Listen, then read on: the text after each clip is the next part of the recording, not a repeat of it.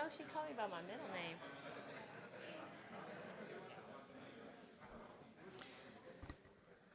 All right. Everybody raise your hand if you can hear me. Thank you. It is day 3. What happened? Oh, you can hear me too? I appreciate it up there. It is day 3, and we've had a really exciting first 2 days. We've dived deep into technical things and been collaborating, partnering. I see so much great networking going on. Today is a little bit of a different feel, a little bit of different conversation, not the breakout rooms, but these 2 panels specifically. So we hope you enjoy that. I have a couple announcements before we get into this today. There is still a food truck today, taco bars today. There's only 1 food truck today instead of the 2. It's got a lot of variety though, so you'll like that one. If you are for a national, please make sure that you checked in with our guards out front. The mother's room is upstairs if you need that.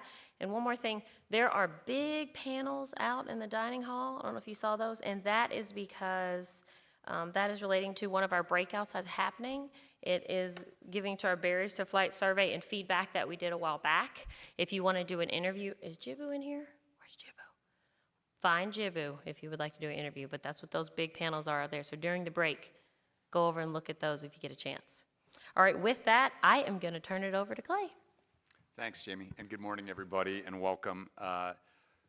Great to see you all here on the 3rd day of this great event. You know, the old adage is if you want to go fast, go alone, but if you want to go farther, go together.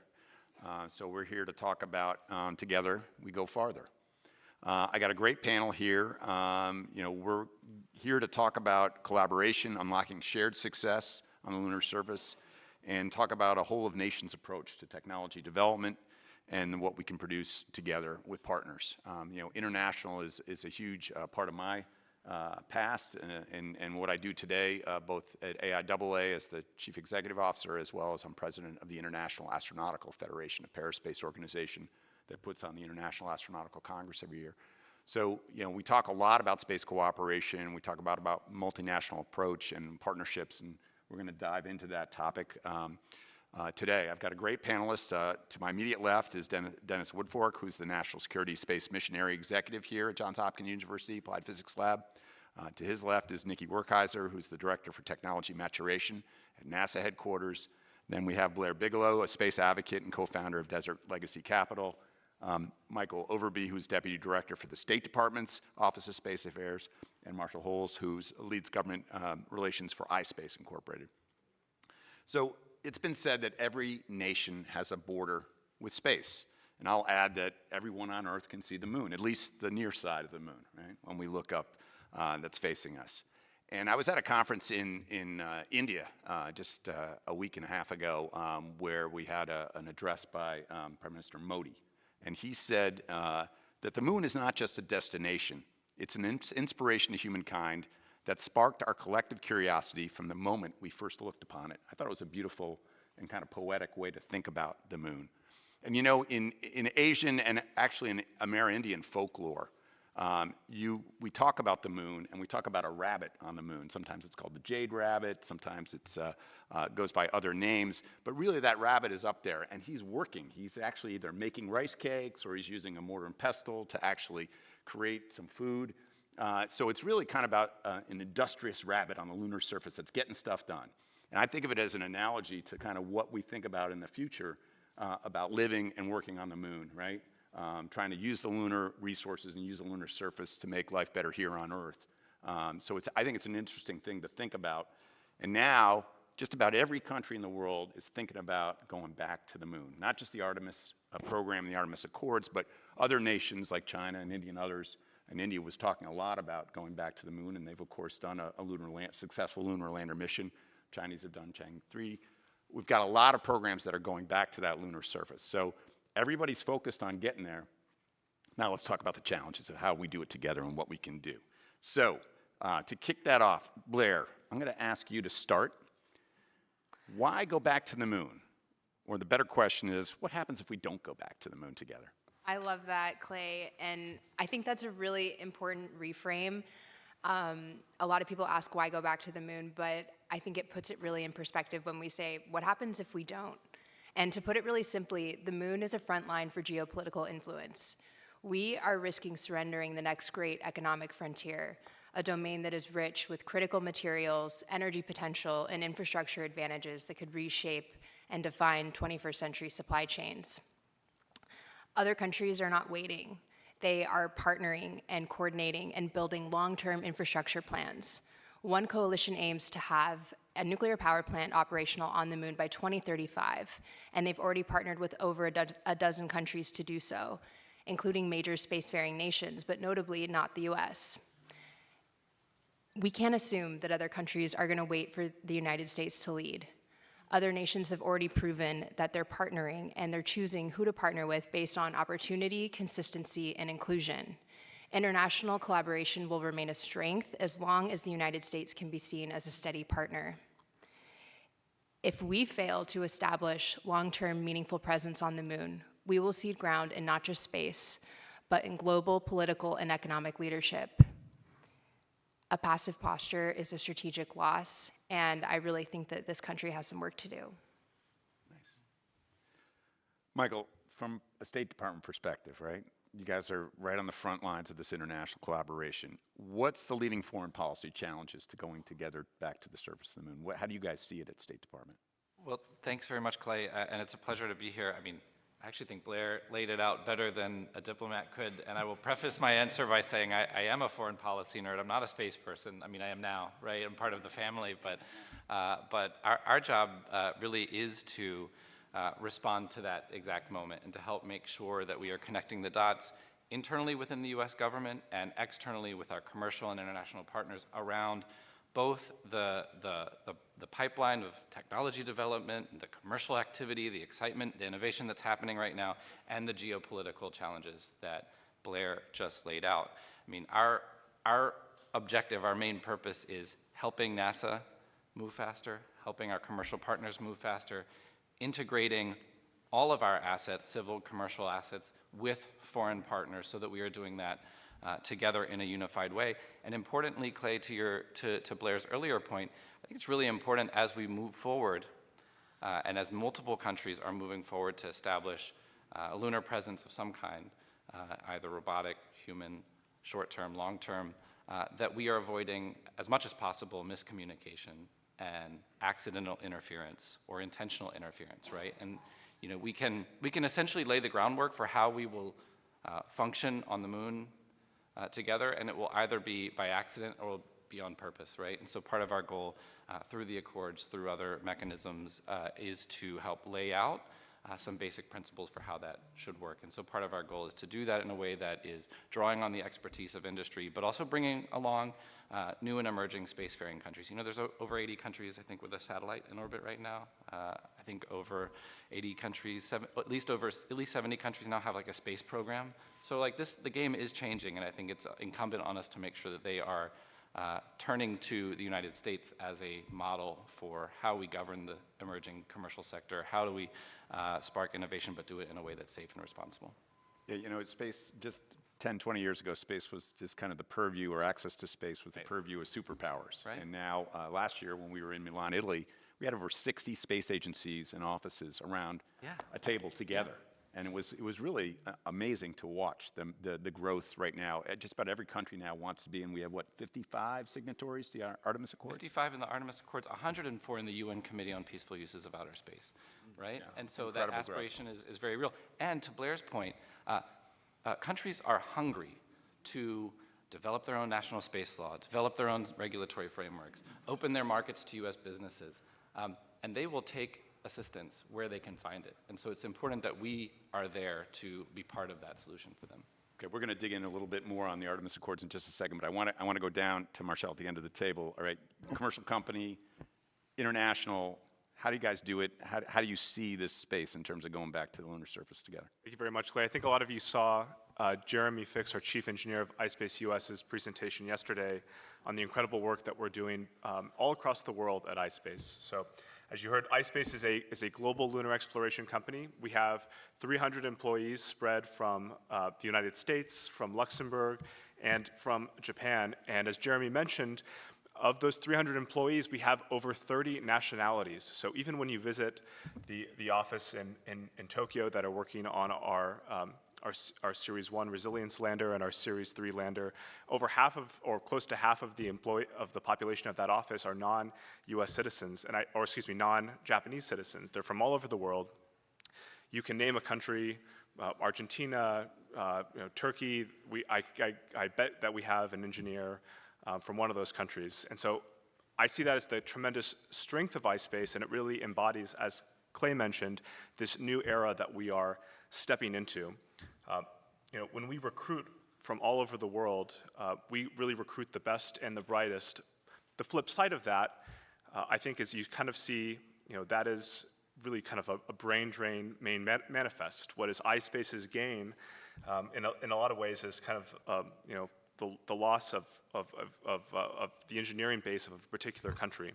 So we see this as a very interesting opportunity as more countries seek to create space exploration programs, and specifically lunar exploration programs. This can act as a seed for an industrial base, an engineering workforce. I think of technology and these programs as from a series of relationships. It's the PhD advisor passing the knowledge to their PhD advisor in this unbroken chain. And here in the US, we've been very fortunate to have this unbroken chain stretching back from Apollo. And I think it's very interesting to see these other countries start that chain now. And that's something that iSpace that we're very passionate about building. One other note, you mentioned the rabbit on the moon. And I'd be remiss if not mentioning that our first two missions for our first lander, the second one, which is due to land June 5th, in just a few weeks, that program is called Hakuto-R, and Hakuto means white rabbit. So, that cultural significance of the moon is still very much a part of Japanese culture and of iSpace as well. I didn't coordinate with that. No worries. Just so you guys know, that was Thank you. pure coincidence, by the way. That I just always think about whenever I look at the moon, I always think about the rabbit. on Right, the moon. right. By the way, one of my mentees, Jenna Tawana, works for iSpace. Oh, She's Jenna's fantastic. amazing. Yeah, So, thank you. Fantastic. All right, let's come back down this way. Nikki, I'll go to you. Technology readiness levels. We've had a lot of, and I think we've seen it here over the last couple of days, a lot of technologies that have been kind of being developed in the development phase now are starting to come to fruition. We're seeing a lot of really cool stuff, hardware, demos, things that are getting ready. How does NASA think about that from the infrastructure perspective? How do we get that stuff to the lunar surface? What do you think? How do we do that? So that is an excellent question. And if anyone's here yesterday afternoon, I kind of pulled on those points by saying that this meeting in particular has been a really special one to me. I also had some consternation because I had like kind of my version of the little angel devil on my shoulder talking about what we've done in the last 5 years as a community. Not only have we developed new novel technologies and capabilities that we have to have, but we've also flown a lot of those on the moon, right? So there's a lot of feeling of celebration and excitement, and we deserve that. We should embrace that. However, that is such a small start to where we need to go next. So the part that I would say really keeps me up at night is more the next 5 or 6 years. I try to think of it, not to be too nerdy, but in a PBB budget cycle time frame. So what I will say on the NASA side is, we're all about inspiration. We're all about, what our children are going to do in the future. We discuss long-term vision and roadmaps and human exploration, all these very exciting things. I mean, that's what drew me as a child, right? But pulling on Blair and everyone's points, really, where we're at this moment in time, to me, is a crossroads. And as much as I love the long-term vision, what I think we're all here, I've been listening throughout the whole meeting and from this community, and the words I hear over and over again are, Blair used steady, stable, foundation, infrastructure, partnerships. I think we have some work to do there. And I think we have to normalize and make those very efficient and effective, both for commercial and international partners. So if I had to say, I used the expression the other day, footprints to foundations. Wes Furman came up with that, and I love it. Going from Apollo to where we are now. we not only have a technology kind of valley of death, which is what I love working in. I think it's terrible branding. Death of Valley? You want to death. work in Death Yeah, Valley? yeah, but it's actually a real opportunity, right? Where you take those technologies from that kind of mid-TRL level and infuse them or give them the next opportunity on how we're going to use them, how you scale them up and use them. So we also have an equal gap, I think, in where we all go together and how we do that. Things that may sound mundane to the layman, like acquisition strategies, I find very exciting because it's not actually the technologies, like I said, that keep me up at night. They're there. The interest is there. The stakeholders are on board. It is having a way to partner and team and move out, make it happen. Have opportunities for our higher fidelity ground testing and flight opportunities to provide the infrastructure that we need. So I think it's really important. I guess the final message I would say is where we are today. We talk a lot about where we are today, and then we talk a lot about human exploration and architectures down the road. What we do between now and then, and the time is short, the time is very short. What we do between now and then, in my opinion, is make or break. We're at a real crossroads. So I'm hoping this community, we keep coming together, but this is not meant to just be a kumbaya and, oh, this feels good, and it was cathartic, and we got it out. Now it's about doing the work it takes to go implement this. Great, thank you. Dennis, in the setup, in the title of this, we talk about a whole of nations approach. What do you mean by, when we say whole of nations approach, what does that mean to you? And from the national security perspective, what does that mean as we look to go to lunar service? Yeah, thanks, Clay. So I think a whole of nation approach really means this kind of symbiotic relationship between civil, right, for science, national security for the security aspects, and then commercial, right, for the economic vitality. And all three of those have to be in synchrony to, I think, really make sure that it's not just a moonshot to put another footprint on the moon and then come back. It's there to stay. And so you really have to think about each one of those roles plays a very important part. I think from a national security perspective, I look at some of the things that here at APL we're doing research and technology development for national security, secure comms, cybersecurity, resilient autonomous systems that can operate in austere environments if it's a GPS denied. These are things and aspects of technologies that our DoD and intelligence community, they thrive on. These things need to be exported and transported to this cislunar infrastructure that we're building, right? We want to make sure that our astronauts and our commercial sector folks and anyone that's going up there are safe. And so you also think about the military and how we do anomaly and resolution and emergency preparedness. There are things for those in the military you might think of PACE, primary, alternate, contingency, emergency. These are protocols and standards that we adopt in the military to make sure that we're safe and we're effective, and we need to have those same types of things, I think, for cislunar exploration. So and the last thing I'll say is I think through, like, together, how do we get there? Think about other eras of exploration, right? There's anything from the Old West to maritime exploration and Arctic exploration. From a national security perspective, the DoD or the government played an important role in making sure that as we expanded west, we had people like the Army Corps of Engineers that built roads. We build railroad, right? So we're gonna have roads in these orbits that we have to get to, orbits in space, making sure that we're secure there. We have to make sure that we've got ports, so launch ports, just like we did naval ports back in the day, and just having the government make sure it's secure so that the economic vitality goals are there and achievable. I think it's important to really make sure that national security is a part of that. And then, you know, the last thing from perspective of strategic high ground, you know, the DoD and the IC, we really do think about what is the next strategic high ground. And ultimately, cislunar is that next frontier of strategic high ground. When you think about a strategic area or domain, you also have to think of things called choke points. So here on Earth, we have choke points, places where if you control that area, you actually have a lot of influence on everyone that has to go through those, like the Strait of Hormuz or Malacca, those types of things. Well, there are actually choke points in space, in cislunar space. We've got 5 Lagrange points, And you can actually think of ways that you can monitor things and actually maybe influence how people are operating in that domain.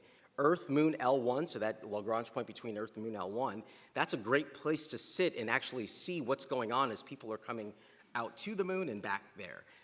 The other one, L2, which is on the opposite side of the moon, is for relays, but that's a great place to control and operate a lot of our communications and P&T architectures to make sure that on the far side of the moon you've got that.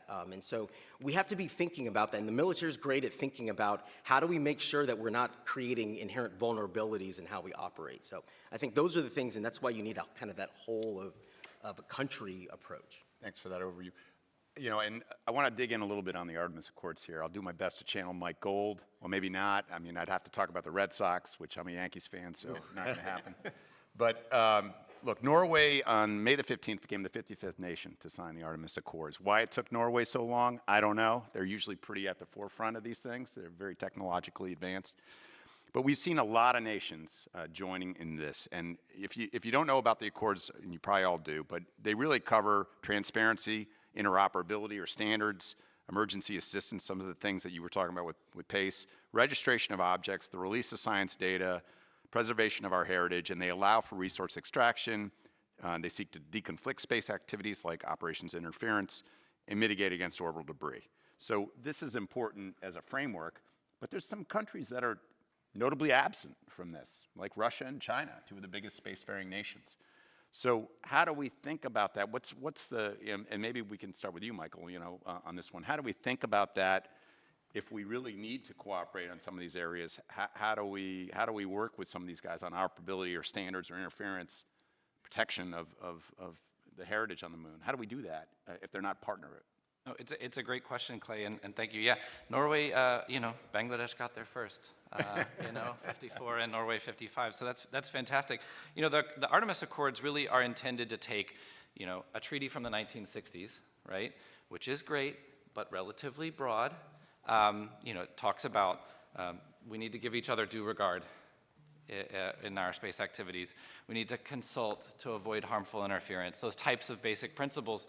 But to take it down like one notch, not all the way down to the LSIC level, right, but like to the level of, okay, from a point of basic principles about how we behave in space, and in particular in the context of lunar missions, the Artemis Accords are intended to help bring that conversation one step closer to a level of granularity in terms of what does it mean to be safe, sustainable, transparent, that kind of thing. The total landscape transformation that you have laid out, Clay, we started with 8 countries in 2020, now 55. That's almost a 600% increase, right, in the number of countries that have committed that, number one, understand this is important. At a political level, the whole government has to agree to join the Accords. It's not just like a space agency or a foreign ministry. It is a government-wide commitment. So that's important. But the real challenge for the Accords, I think, is transitioning to a phase where we talk about implementation, right? Where it's not just a signing ceremony with the ambassador at NASA headquarters. That's fantastic. That has a really big impact. But how do we actually start to apply the Accords in practice? And so we actually have a team in Abu Dhabi this week for a workshop of 35 of those countries are sending experts to argue about those exact issues, to have discussions about what does it mean in practice. And it's a combination of, you know, it's not probably at this level of detail at LSIC, right? But it is a combination of talking about the next 5, 10, 15, 20 years, what the challenges will be that the trends that we are seeing right now in civil space and in commercial space will present. And then talking about some specific issues. And all of the, last year at the IEC, all of the heads of space agencies from Artemis Accords countries met and focused on a couple things. So they're starting, number one, what does deconfliction mean, right?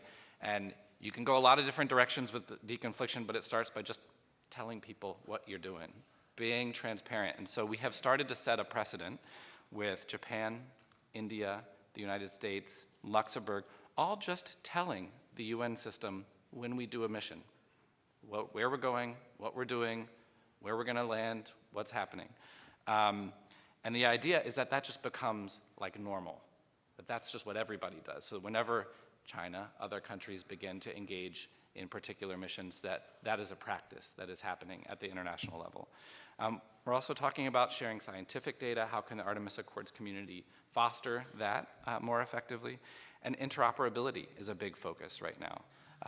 Not trying to replicate the international deep space interoperability standards or what Moon to Mars is doing, some of those great initiatives, but helping make sure, do all of those 55 countries know about those standards? Are there gaps? All the different rooms that are talking about standards in different parts of the world, the different working groups that exist, is anyone looking across the spectrum of those communities and identifying where we need to be mobilizing more support, more enthusiasm?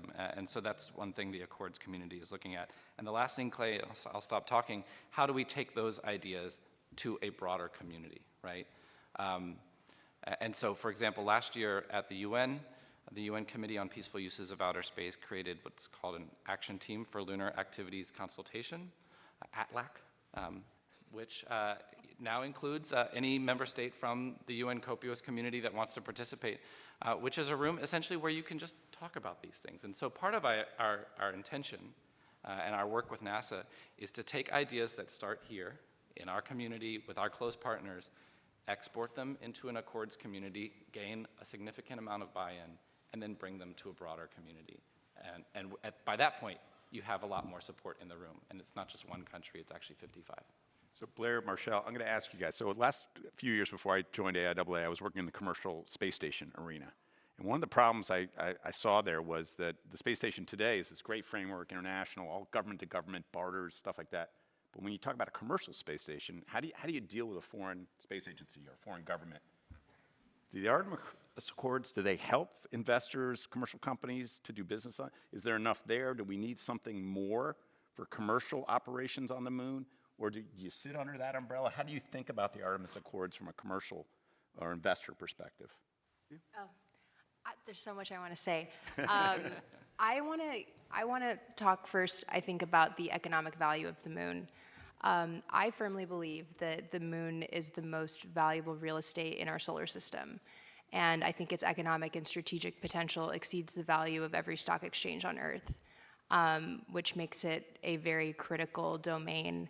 And I think the Artemis Accords is an incredible first step, but when we talk about implementation, I think it really is going to land on whoever is able to establish infrastructure and a long-term meaningful presence first.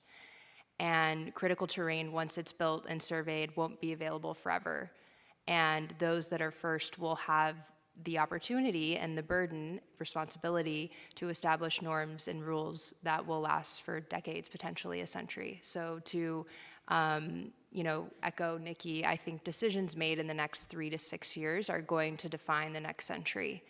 And I'm newer to the moon. My focus has been on LEO, and I firmly believe that LEO is where we need a robust infrastructure for any kind of meaningful deep space exploration.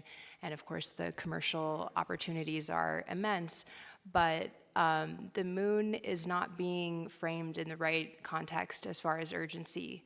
I really see this as our nation's biggest obstacle right now. And so, I think in terms of implementation, it's really about engaging the private sector, getting the private sector to a place where it can scale and be empowered to make decisions. And I think that mainly comes from a demand signal. We've been talking about commercial space stations and ISS replacement for over a decade, and yet CLD does not have a demand signal today.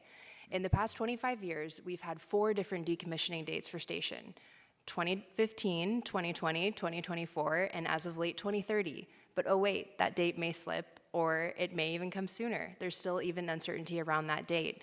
And I think where we are with the moon is in a really similar place. We have dozens of incredible companies working on brilliant lunar relevant technology, and yet there's still no clear path to sustainment, which I think is what Nikki has been, grappling with. And I can really empathize with being in the private sector and being in a position where long-term investment in infrastructure right now is very difficult and even risky because of this weak demand signal.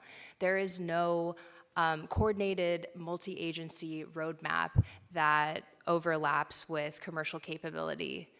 And I really think that if we want to incentivize a lunar industrial base, we need demand signals that are constant and steady and multi-year. For example, we will buy X kilowatts of lunar power in 2027 and 2028. And that is going to be the mechanism that will unlock the giant private capital markets that are just drooling to get into space. I talk to family offices, PE and VC groups every week, and they are so excited about space. It is palpable. There is so much energy, but they're also doing their homework, and they want to make sure that these companies can withstand volatility, and they're hard to kill, and they can weather the storm. And so a single customer model, especially one tied to civil space, is just not going to work anymore. I think, I'm really off topic now, but we'll just go with it. My advice to lunar companies today is you have to have more than one product, you have to have more than one customer, and you have to have multiple classes of customer. This term dual use gets thrown around a lot, but it's really just kind of the standard now. And, we've really gotten far from what you asked. It's okay. It's okay. Marcel, is there enough there with this government-to-government accords for iSpace to do business on the lunar surface? And I resonate. Everything you say resonates with me a lot. And I think there are, the Artemis Accords. I think for us and for this community is tremendously important. I do agree completely with you that we envision a world in which we don't have the single customer model where we have many nation states, many different companies in each of these nation states are able to participate and seek transportation to the moon and be part of this thriving lunar economy. When you talk about demand signal, one of the important things I think the Artemis Accords did do is it's valuable in that as countries accede or agree to these principles, it shows, despite the Artemis Accords not being this firm, bilateral treaty or multilateral treaty system, it shows a political commitment by the leadership of these countries that the moon is important and that the moon is the future. It's an acknowledgement of the reality that there is tremendous momentum towards the moon. We saw just a month ago, we had 3 simultaneous lunar landers en route to the moon at the same time, like a fleet of lunar landers. I mean, when else in history has this happened? And I think that momentum is only going to get, increasingly, it's going to only build further and further. On the topic of the Artemis Accords, I think under the auspices of that, and I don't want to get ahead too much on the ISRU point, but the concept of space resources and space resource transactions are tremendously important. So of course, as we know, under the terms of the Outer Space Treaty, we cannot appropriate the territory of the moon, but I think the United States and iSpace believes it's important to acknowledge that we can have private property on the moon, and that if we were to extract resources from the moon, that we can own that. And I think from an investor perspective, having that certainty is tremendously important. And I think the Outer Space Treaty supports this, and certainly the Artemis Accords supports this as well. When our second mission 2, lands on the moon in June, we're going to execute 2 space resources transactions with NASA. We're going to collect some lunar regolith on our lander, and under a framework established by the Japanese government, we're going to have a licensed space resources transaction and transfer in situ ownership of that regolith to NASA for money. We are also, at the same time, going to deploy a rover that is licensed through Luxembourg. And that rover has a scoop that we've designed with a terrestrial mining company, and that rover is going to pick up some regolith in the scoop. We're going to claim property of that, and then we're going to sell that through the Luxembourgish space resource transaction framework to NASA as well. And this, if successful, will be the first ever extraterrestrial sale of space resource in history, and we hope will set the precedent that you can own resources. If we find water, if we prospect for water, that we can own it, and investors will know that they're able to put capital towards that. So I think that's tremendously important as well. And I think, a quick note on the interoperability side, I think we see that as a huge, it's great to see the work that Open Lunar is doing and others in establishing, a baseline for interoperability, GEGSLA as well. And I think the other the other thing I think is it's coming up on us very quickly. So right now, when there's just 1 or 2 missions at the moon, interoperability, where are you at, where are we, not a big issue. When we see these heavy landers that we've been talking about landing dozens and dozens of payloads on the moon that are interfering and throwing up regolith and impinging on each other, that's, I think rapidly we're going to see a need to coordinate much better. So by the way, you know, Luxembourg, you're talking about Luxembourg in space, right? Like Luxembourg, if you know anything from the geocomsat world, which is where I started in space, they were at the forefront of geostationary commercial satellites with SES. There's a huge satellite operation facility in Luxembourg. You can drive across Luxembourg in like an hour, but it's like in the middle of Luxembourg in this giant field, one of the biggest satellite operators in the world. So they are at the forefront of space a lot of the time. So Very much so. Interesting note. Nikki, these guys talked about demand signal. They talked about NASA as one of many customers up on the lunar surface. You think about more technology maturation, but if you talk about things like, and Dennis mentioned interoperability, right? So we need power on the lunar surface. We need to send a demand signal on that. How do we get that? How do we get that there faster so that we can start to do these activities? So first of all, I want to make sure everyone here knows about the Logic Consortium. We've got Daniel over there. So he leads that. So that is a consortium for interoperability that spun off. DARPA supports that task, but it is a joint LSIC, DARPA, APL effort because interoperability comes up everywhere, as it should. Many times folks think of that as a more on the architecture or the end game side, but you really have to consider that in your early design process. So for technologists, that's an important early discussion. I did want to revisit, to answer your broader question, I mentioned earlier about having, some consternation and thinking about the messaging here and, having a little bit of a bipolar where we've been, where we're going kind of thing. And the reason, I think that root of that consternation, I was thinking about it yesterday, is because I feel a real sense of accountability to this community from the government role perspective. Everything everyone said here is so incredibly valid, and the bottom line is that, again, we are at that crossroads, and time is of the essence. So, I mentioned earlier, revisiting that theme of stability and foundation and certainty. I really believe that on the government side, as a whole of government, that we are here to provide you with, yes, a common long-term vision, but what goes with that, what has to be coupled with that, is the tactical aspects, right? The tactical aspects of what are the next steps, how do we make progress toward that every budget cycle, which is how I just think now, but every 5 to 6 years, how are we making tangible progress to getting there, right? So how do we do that? Really kind of summing up what y'all have been saying, I look at the government role as we kind of have bookends to what you're all doing in the middle, whether it be international or industry. The tech development maturation, I could not stress enough. I'm not saying this just because I work in technology. I work in technology because of what I'm about to say. And that is that it is a story that gets lost a lot. We jump to that kind of end game and think about where we're going to pick up once that miracle occurs here. Technology maturation is the miracle occurs here, and it takes work, and it takes planning, and we're there right now. And you can ask many, many companies here about that, and they will tell you that's where we're at now. So the bookends to me are, the government we need to be supporting, providing that long-term vision, and having a tactical plan for how we're supporting this tech maturation and infusion to get the TRL up. So we can take those novel technologies that are so cool, that everybody thinks are cool, but turn them into scaled institutional capabilities. If they're novel technologies forever, that means they're not incorporated into your missions. That is not good. So we need to take that next step. And then the other side of the bookend of that is once you do get to that other side, you have to be sending that demand signal from the start. Why are those companies going to show up? Why do those international countries want to join the accords? Because they believe us. They believe what we've been saying for the last 5 years. They believe the geopolitical. They believe the economic value. They believe in exploration and that this nation should be on the moon. We have to provide that stability, which translates to a demand signal. So I was so happy to hear what you were saying in terms of real, tangible, this can't be lip service, right? This can't just be a nice, fun thing we all talk about and then we go back. We need to create the mechanisms and the ways to do this together.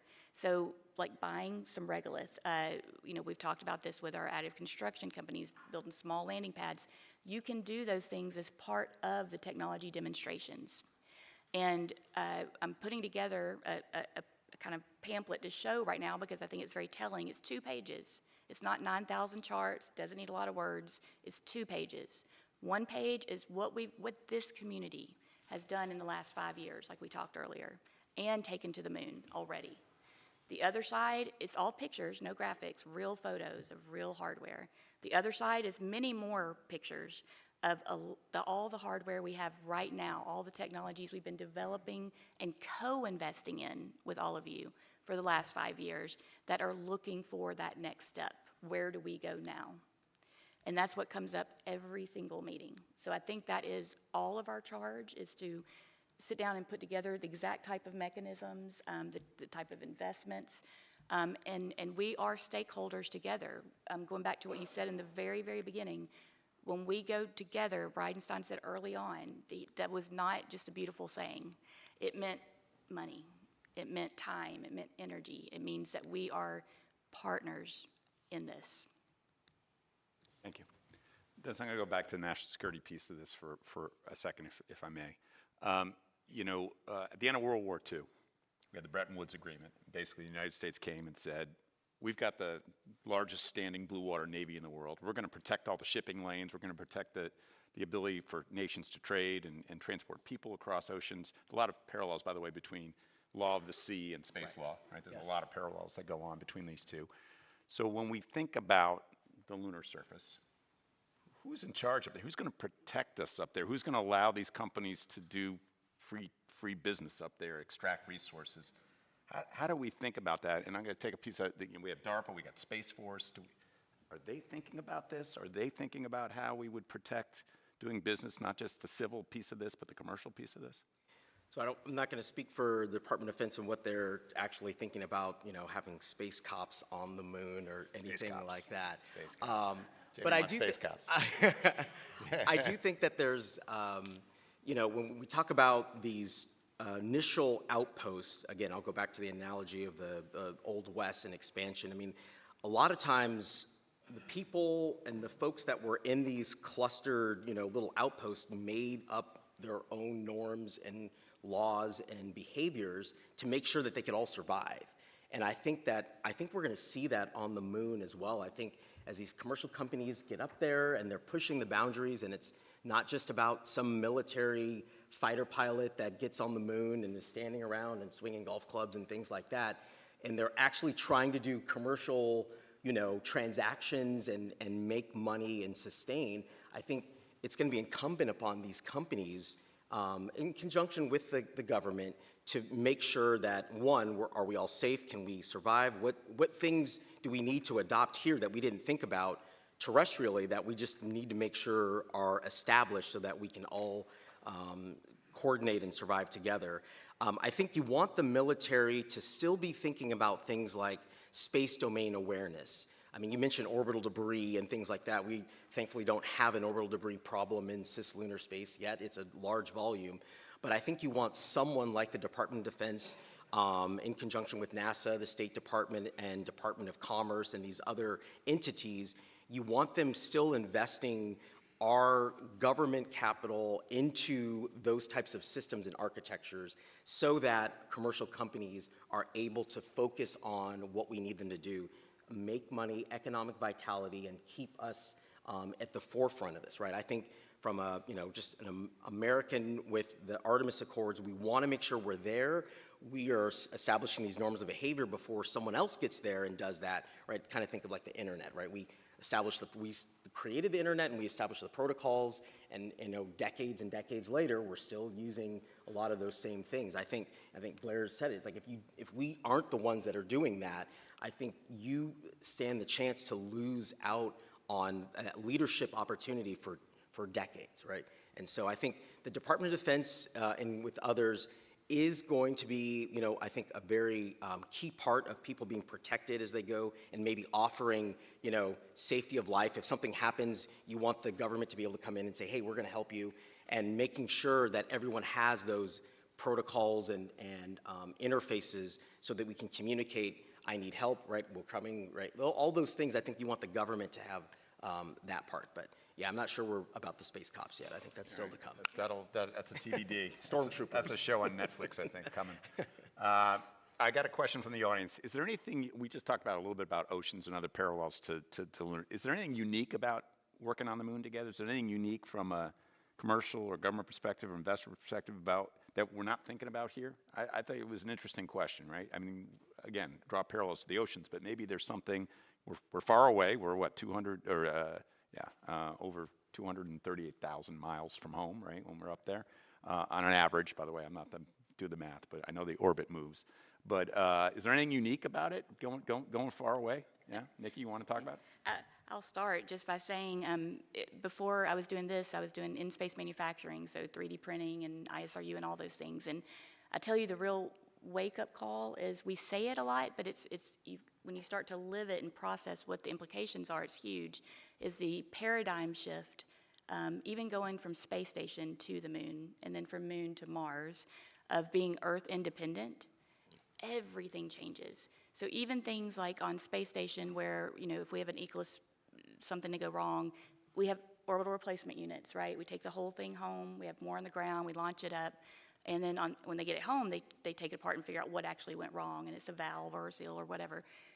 When you're on the moon, if something goes wrong, I mean, it could be as simple as, a seal or a electronics board. It doesn't have to be the main, big technology development we've done. There are a lot of gotchas, and it's a tough environment. But when you think about the people there or from the ground, we're going to have to be able to not only fix it, but we'll have to be able to figure out what it was, identify what went wrong, which you have to do during the design process, right? And you have to design it for that maintainability. So I think that, from a technical perspective, that is one of the things that keeps me up at night a lot, because it's something that it's everywhere and it's nowhere. Just kind of like our autonomous systems as well. It's so inherent in all we do. But in terms of having a collective plan and approach for the design principles to that, I think that's going to be way different. Marshall, how do you guys think about that with doing a rover or whatever it is you're doing up there? I mean, it's got to be able to survive the lunar night. It's got all kinds of issues here. Yeah, it's quite. It's quite a hostile environment, as I think the last few days have really underscored. Of course, I think, and I'm not an engineer, so I won't go too much into the design of it. Our Apex 1.0 vehicle is ultimately designed to include. To be evolved to include lunar night survivability, to have that persistence, and to survive those dramatic shifts in temperature over the 14-day lunar night. But I think the biggest thing right now is there's a lot of uncertainty. I mean, I think the moon has. It's very harsh. You are able to interfere and interact in very detrimental ways with other actors on the moon through such things like plume impingement, and we don't quite know exactly, how far, how far does this plume go? I remember having a conversation many years ago at IAC with a member of the U.S. government trying to talk about this, the safety zones, and when we land our first mission, what should our safety zone be, and how do we determine this? And his response was, well, this is of course something for you to decide, but we just ask you to justify it well. And there's really, right now, there's a lot of great science out there, but there's a lot that could be done, and we're constantly learning new things with each landing. Of course, with Firefly, there's amazing videos of the plume and just seeing how far it travels. And when you think about these larger scale landers, that how much does it loft into the exosphere, and does that interfere with low-flying lunar orbiters, and how do we mitigate these things? I think that's very interesting. So I think my answer is it's uncertain. We talk about a lot of these norms of behavior. We're trying to be proactive, and how do we, responsibly declare our behavior as much as possible. But I think we need to be flexible to understand that as we learn more over the coming decade, we're going to have to integrate these best practices and, along the way. Blair, looking at investing in these types of things, what's a viable technology put on the lunar surface? You guys think about that from a risk standpoint? How do you measure that in terms of doing business on the moon? Yeah, I think, Clay, that most people are asleep. I think that is what is most unique to me is that we live in a world where private equity is gobbling up what seems like every industry, and we have this new subscription-based economy, and people are looking for value in every place. Yet the moon has a landmass of North and South America combined. It's riddled with critical resources. Asteroids have been hitting the moon for millennia. And we still don't even really understand where these critical terrain, high-value areas are going to be. And so, I think from an investment standpoint, the beauty of this is that it's really exciting. And, capitalism historically has proven to be a boon for this country. And so I think that,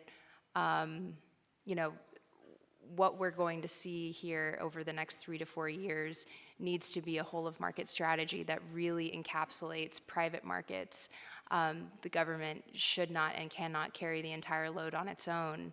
And, we do have this excitement. There is this energy out there as it relates to space. We just need a more coordinated approach and a little bit more of a steady, constant demand signal from the government so that this long-term investment can be unlocked because, I truly think the moon is the most valuable real estate in our solar system. I'm going to turn to Michael and Dave and Dennis. So a lot of questions from the audience about what we're doing to attract other nations, right, into these accords, and both from national security and civil space or diplomatic perspective. How do we do that? How do we find, by the way, how do we go from 8 to 55? What was the strategy around that, and are we doing it on the national security side as well? Are we having that dialogue? Right. Well, thanks, Clay. I think, so it's been a combination. We've had countries that sign and just mail it to us, right? Like, they don't have to ask. No ceremony. No ceremony. They're just like, congratulations, you have a new member. And that's one of the beauties of the Accords is that it is open to any country that wants to sign. It is not an agreement with the United States. We signed it on our own volition in 2020. And countries can commit sua sponte anytime if they choose to do so. But I think often it works better when it's seen as a parallel to cooperation or integration, either cooperation in the civil sense or integration into our commercial sector. I think a lot of countries are interested in the Accords, partially because they want to have a seat at the table of defining the modern space age and where it will go, so that they are preserving for their future development, right, their ability to influence the right and left lanes, the rules of the road. But also partially because they're excited about the prospect of working with the United States and other leading space powers, right? And so I think so the growth has been really important, has been valuable. I hope that trend continues, but I hope it continues in a way that gets us deeper into the substance, right? And that gets us deeper into the implementation and brings along emerging space nations with us. And I will say, to the earlier conversation, there are a lot of countries that are now setting up their own domestic space, civil space systems, their own national security programs, and certainly they definitely want their own space industries, right?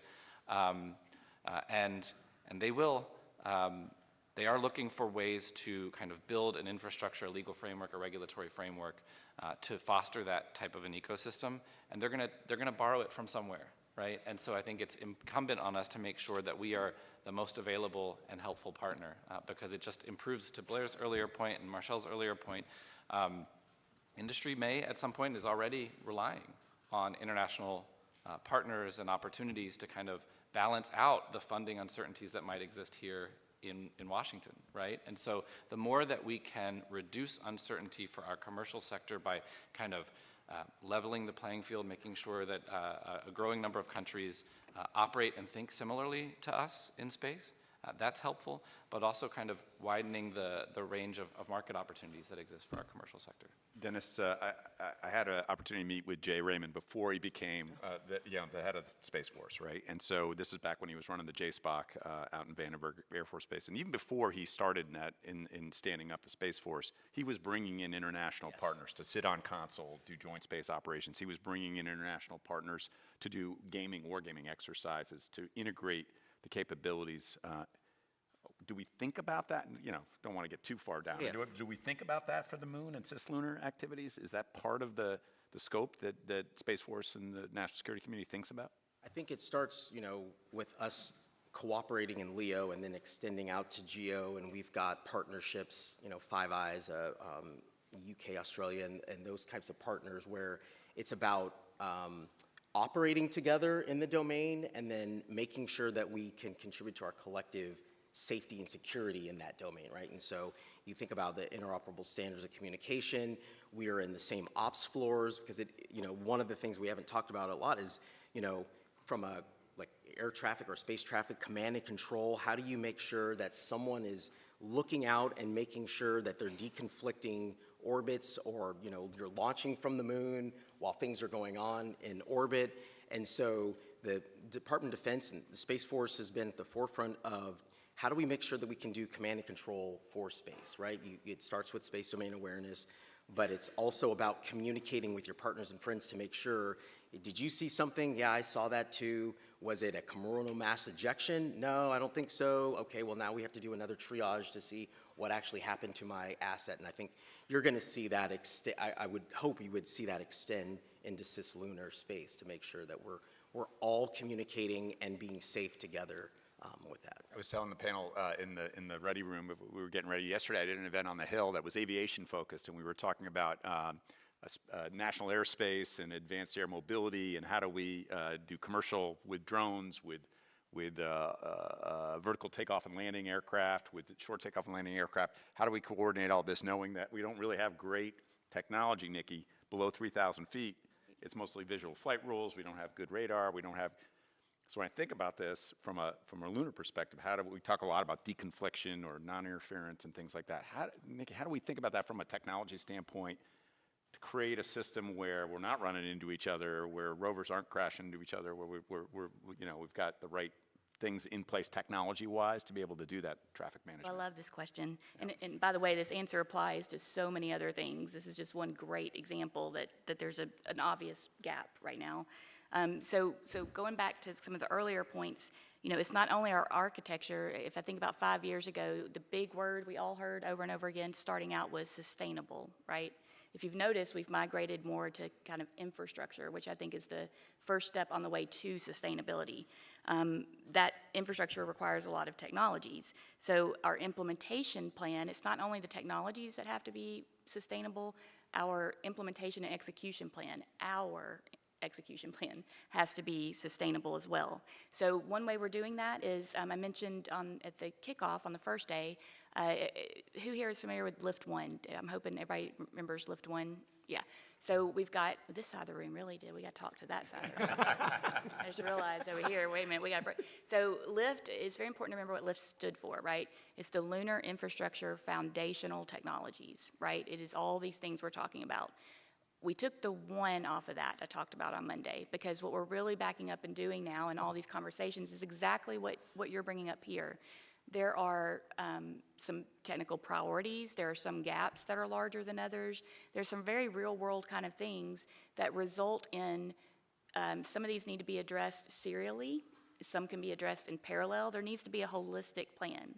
So I mentioned that I'm hoping to be able to put out an RFI or an RFP soon, but we've been working with APL and NASA to put together kind of a framework for that minimum viable mission-driven plan so that we can create that required infrastructure in the most efficient, effective way. But that plan is larger than just one mission, right, or one demo. It requires kind of that holistic approach for getting those technologies matured, but that means talking about these exact kind of capability-based gaps that you're bringing up. So I hope to be able to release that soon to the community so that we can get to work together on executing that. I have a question from the audience about academia in this whole thing. We talked about national security, we talked about civil, we talked about commercial. What about academia? What about universities? What about research? What about partnerships around that? Anybody want to take that one on? I will. All right, go ahead. And I'll try to maybe get prompts going. Yeah. So we don't talk about this enough. I think our academia is obviously from a workforce and skill set development for the good of our nation. I'm sure everyone here knows, through the 80s and 90s, kind of what happened with our propulsion skill sets, and that's a real big lesson learned that we've been working to rectify for a few decades. So developing those skill sets, number one, is really key, and that's one of STMD One of our Space Tech Clear charters is to do that. With that said, though, I think academia is kind of unsung heroes a little bit, because the basic R&D, the really innovative, creative, consistent pipeline of R&D happening is what leads to all of this. Again, you have to back out from where we are today, though, and get that started and nurture it and foster it and grow it into that fun valley of death that I get to do, and so that it all can eventually get infused and scaled. And we're way behind the curveball on that. So one of the hardest messages we try to get across is if you cut that R&D going on with academia, which by the way is a very cost-efficient and effective way to get those skill sets developed, you're gonna see the repercussions down the road. You may not see them right away, but we will have significant repercussions to affect all of this. Go ahead. So just as, Johns Hopkins Applied Physics Lab, this is where the labs and their, other labs like us, this is where we live. Is we love to be in one foot in academia where we're looking at that foundational research for whatever it is. And then at a lab, what we are able to do is take that idea, that concept, mature it to the point where you can build rapid prototypes and demonstrations. And then we look out to industry and to the government to say, we think we found a way to pathfind something scalable and sustainable if you do this, right? And so we'll demonstrate it the first time and then work with industry and the government to actually scale it to a point where it has commercial viability. And so I think you cannot do, cislunar sustainability without having as a part of the equation academia, the labs, industry, and government all working together to rapidly iterate on these technologies and keep them going.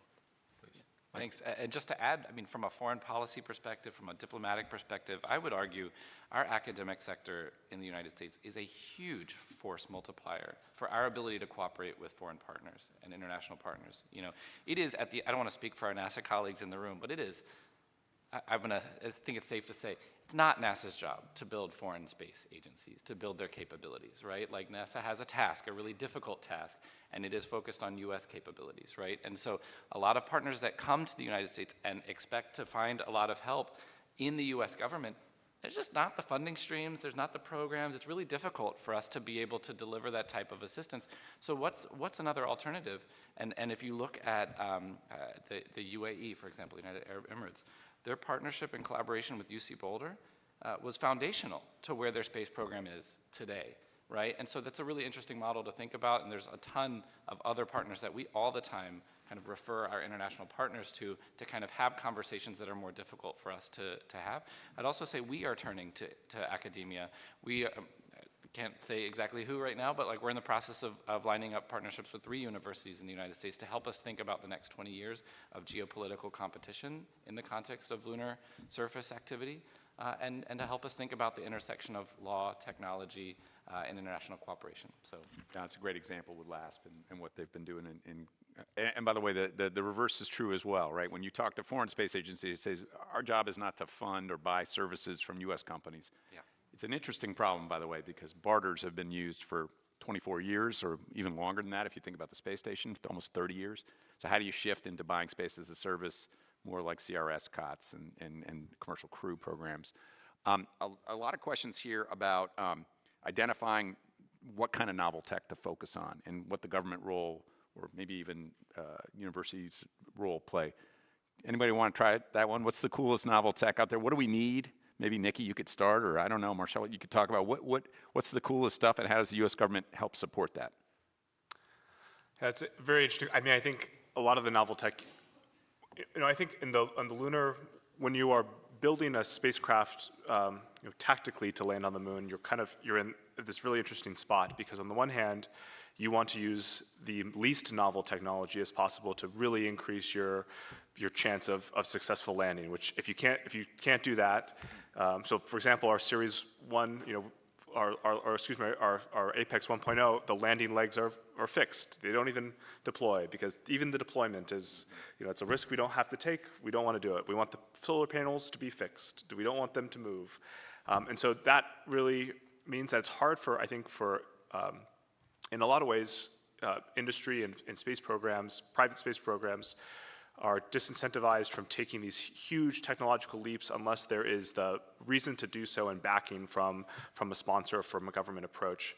You know, I think you see this a lot in the lunar night survival world. I mean, to the amount of IRAD necessary to really prepare this without, you know, some poker pull from NASA or a commercial customer makes it hard to justify, because you're intrinsically complicating your architecture, and you are even trivially or on the margins, you're complicating it. So, you know, when you go into these systems engineering reviews, of course you're going to elect for the most simplest solution.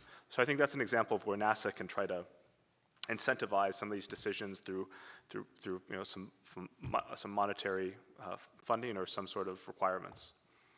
Nikki, you want to add to that? Yeah, and I think that just really reiterates all the things that I've been talking about. So I'll mention this exact reason we went from Lift 1 to this Lift framework that I mentioned. It takes all of this into consideration. Some APL brought in some of their kind of lead mission design folks to look at, laid out all the capabilities we talk about. So for example, you know, we want to do ISRU. Well, anything that you want to do on the surface, you have to have power to do it, right? So power is a basic, I'll say, utility. And then you've got, you know, surviving the actual environment, dealing with the dust, dealing with, you know, surviving the night, mobility, all of these things. So when you look at the sequencing and, you know, what would be that most effective, efficient way of hitting those heavy hitters that help then propagate the actual kind of commercial application use cases, that's what this framework does. And so that's what we're wanting to put out as an RFI to start with, to get the community feedback on that exact framework. And through that sequencing of events, that's a true roadmap, because you can align that with schedules and budgets and stakeholders. And it's not a roadmap, I'll say, remember this, it is not a roadmap until you can do that, it's an idea until you can align it with your budget and your schedule. Nikki, there was a follow-up question on that, which is are we aligned with other government agencies? Is it just NASA alone here? Are we aligned with other stakeholders, DOE, defense, other organizations that are looking at some of these technologies? I believe that we are extremely aligned. I can't speak to all of it, but I will say that our priorities and our common objectives, what I think is the real sweet spot, in my opinion, is we may have end applications that are different across the government sectors, how we use the technologies. But in terms of getting those core capabilities matured, and again, taken from the novel technology to an institutional capability, we have so many common areas of interest. So we need to co-invest, and that's what we're working toward, is co-investing and getting that TRL up to the point. Then everybody can go use for whatever application they need to, right, either terrestrial or space. So I think there's still a lot more opportunity there, but we are certainly doing more of that. I mentioned DARPA actually sponsors the interoperability consortium, and we all work closely together. DOE on the power side, Space Force obviously. So, but I think there's more opportunity for that common technology investment. And Clay, I mean, we've gone this whole time, I don't think we've mentioned AI once, so shame on us. So I'll be that guy. How do we get that? How do we do that? Make sure you throw that bomb and run. No, just from a perspective of, you know, I think when we're going to see true sustainability is when we can kind of, I'll say, sever the tie from Earth, but really make sure that you can independently operate safely on the moon. And so some of that is those novel technologies you were talking about are sensors and algorithms that allow machine learning to recognize unsafe situations, and instead of you having to telemetry that back to the Earth to say, oh, don't do that because it might, you know, actually cause some sort of accident or anomaly, you're immediately able to make decisions right there in the moment, real-time decision making. And so I think we have to find ways, and you know, the DoD's, we're trying to do this as well for, you know, not cislunar, but just in general. How do you make sure that your spacecraft can make decisions or autonomously follow, you know, decision trees such that they can be more responsive to emergencies and threats and things like that? So, two quick add-ons. Yes.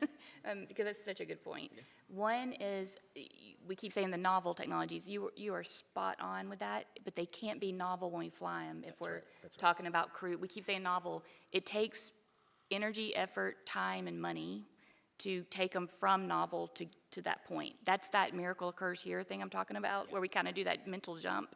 And that's the place I live. That's why it's the Valley of Death. We kind of just imagine it happening. So there's a lot of work that we need to put into, because we do need to count on those also for the maintainability aspect. Yeah, that's true. Yeah. Yes, It's absolutely. about Hal, but good Hal, right? Not Yes. the bad Hal from, okay. So I know we were slightly delayed at launch, but I want to make sure, we have a little hold, but I want to make sure that we stick the landing and our center of gravity doesn't tip us over. So I want to have everybody join me in thanking the panel, and thank you guys for the great questions. That was a great panel. I really appreciated that.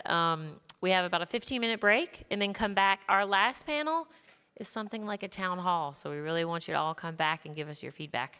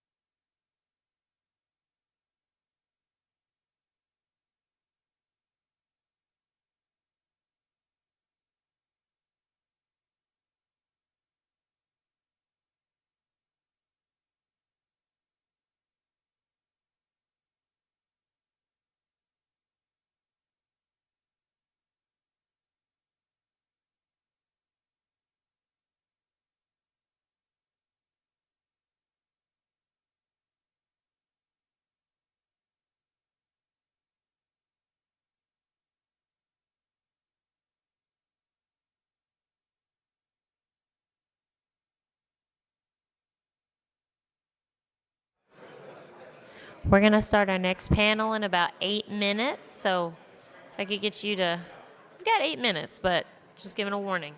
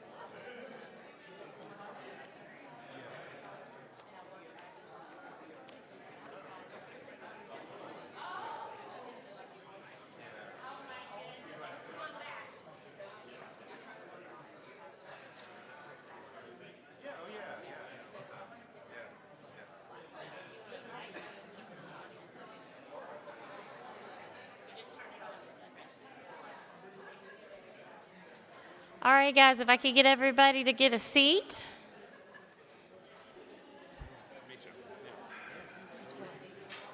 Tim, how are you, buddy? Hey, Wes. Good, good. I forgot. Also Tim? Yeah. Double Tim, it's good to know. Easy to remember. Okay. You can take the Tim You don't want to take Timothy? Timothy!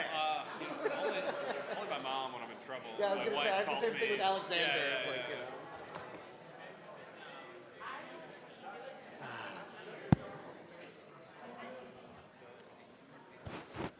You can sit wherever. You can sit at the table. But I just thought you might want to Okay. mic, because I have a feeling.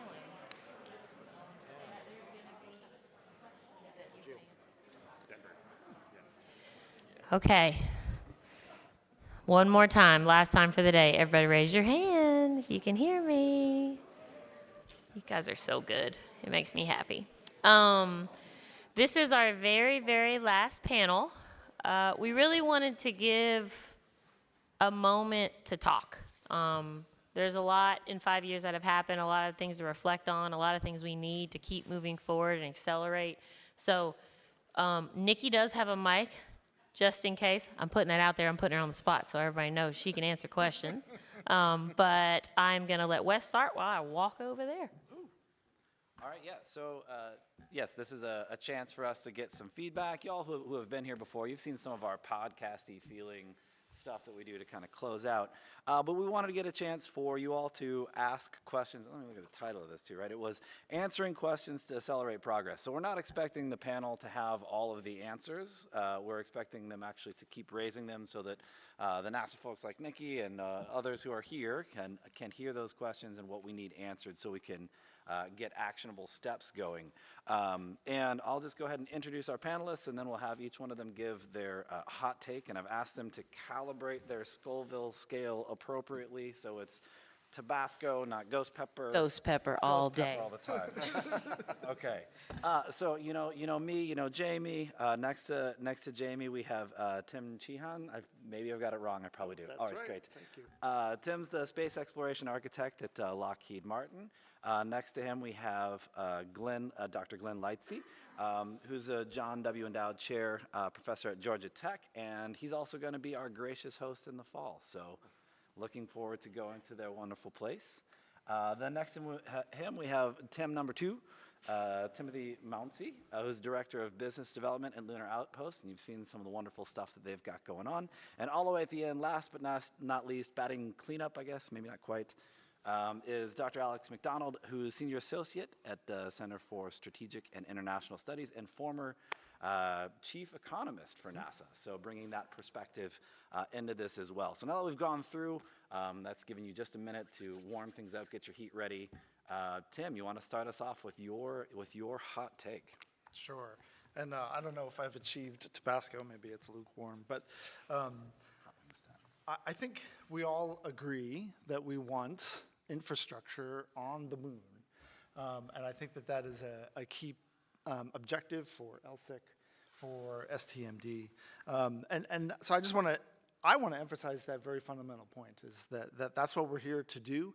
And I understand the challenge, and I understand all the budget questions and all of those sorts of things. But really getting to flight and getting to the surface is what we all want. And we've now had 4 CLIPS launches with varying levels of success, from fully successful to not so much. And so we've got a pipeline of transportation going. And so on every one of those missions, I would love to see, regardless of the scale, that we are starting to build up infrastructure on the moon, and that we are focusing on those things we need to focus on very early. And I think that's what this community is here to do. And I think that in doing it in a different way, with more rapid and more frequent launches, I think that's great. The other thing that I'll bring up, since I have a moment, is the international perspective. And I think that we are all wanting to go to the moon across the world. The whole world is interested. And the whole world is, in some ways, looking to the United States to lead the way, but they want to be active participants. And we know that interoperability on the moon across the world is going to be quite the problem. So I'm a member of GEGSLA, Global Expert Group on Sustainable Lunar Activity, and in particular, the co-chair, along with Marcel, of Working Group 2 on interoperability. And so we're having a webinar and virtual workshop coming up on June 19th. And we specifically wanted this workshop to be co-sponsored across GEGSLA, LSIC, and Logic. So thank you both, and for Logic for coordinating with us. The support has been amazing. And so we'll have a video message from the director of the UN Office for Outer Space Affairs. We'll have a panel of speakers, of international speakers on interoperability. But then the real point is to go into a virtual workshop and talk about one of the first problems that we think we have is who's going to the moon and what are they doing? And we decided that that was the problem first in interoperability, because when we talk interoperability, we want to be talking to the folks who are going to the moon and have needs for interoperability. So we want to talk about a database, maybe one that's just a little bit more up to date because it's so hard than the LSIC webpage, because you guys know more than ever, it's almost impossible, right? And the UN has a database, but folks don't put it in until after they've launched, and that's not good enough. So anyway, join us at the workshop on June 19th. There's a QR code to register, and I'm sure there'll be more advertisements. We want to get the whole world engaged in that virtual workshop.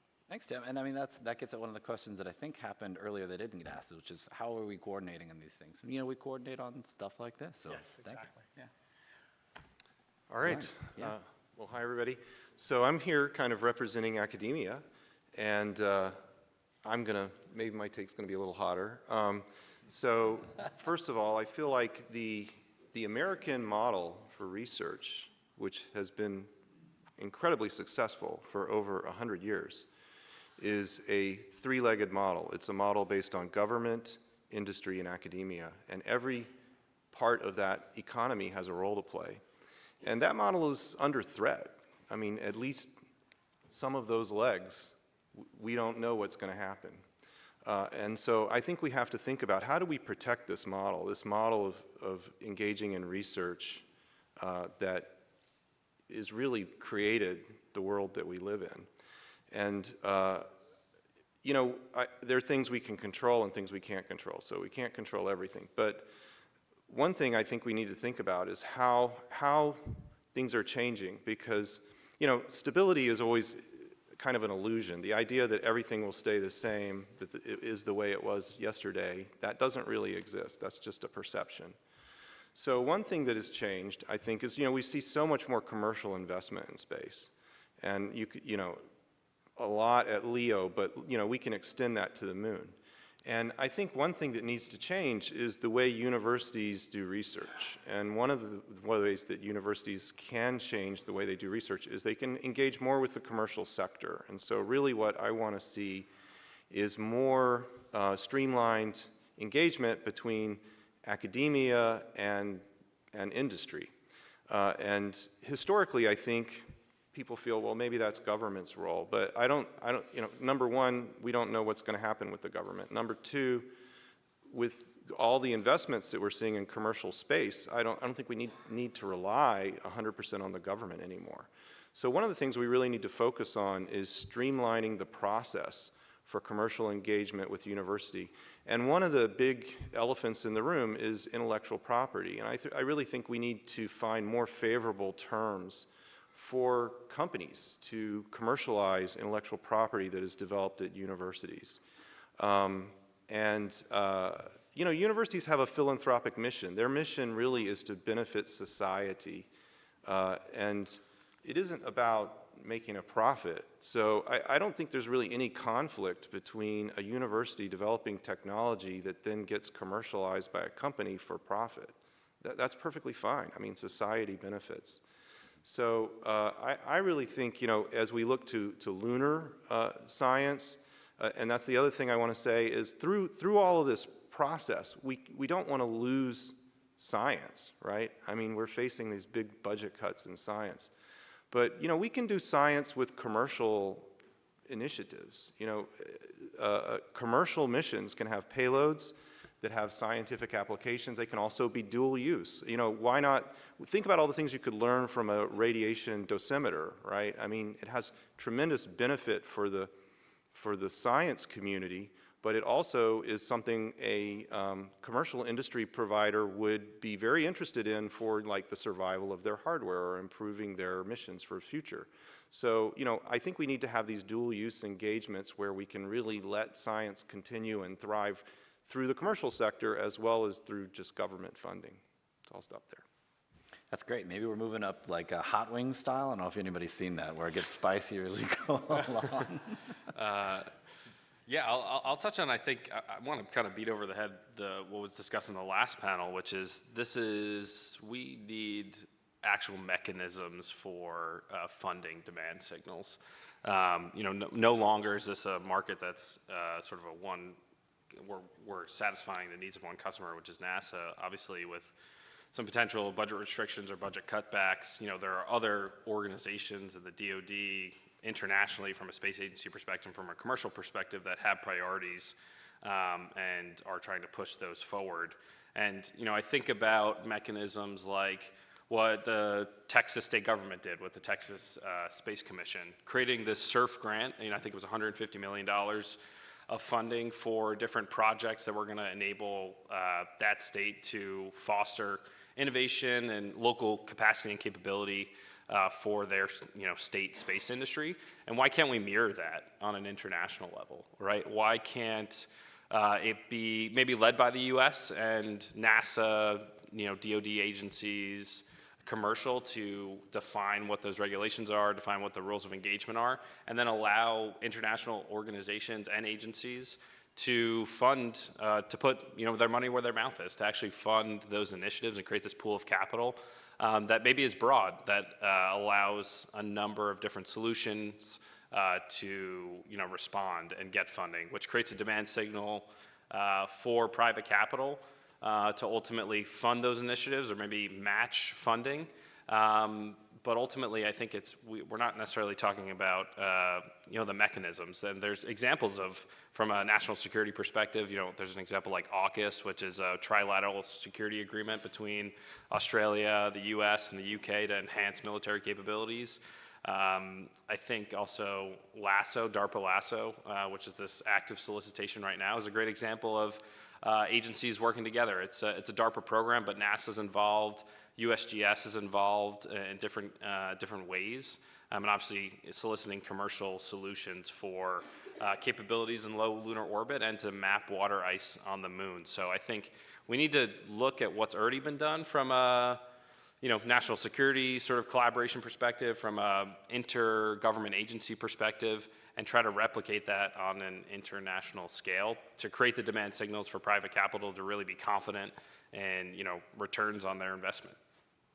I really like that, because we didn't touch on international as much in the last panel, so that's great tie into that. Thanks for that. All right, Alex, you have the You're at the end, so the distinction, All right. full hot. obligation. Well, it's interesting times.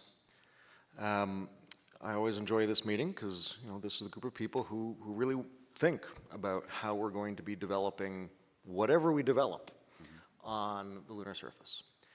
And we're at the beginning, obviously, of a new administration. And as the opening lines of Dune reminds us, I mean the David Lynch Dune, you know, the OG. A beginning is a very delicate time. And so we're going to be going through a process of discussing, you know, what is the new policy for the future of the lunar surface. We have some early signals in the sand, which, you know, I think give us a lot to think about.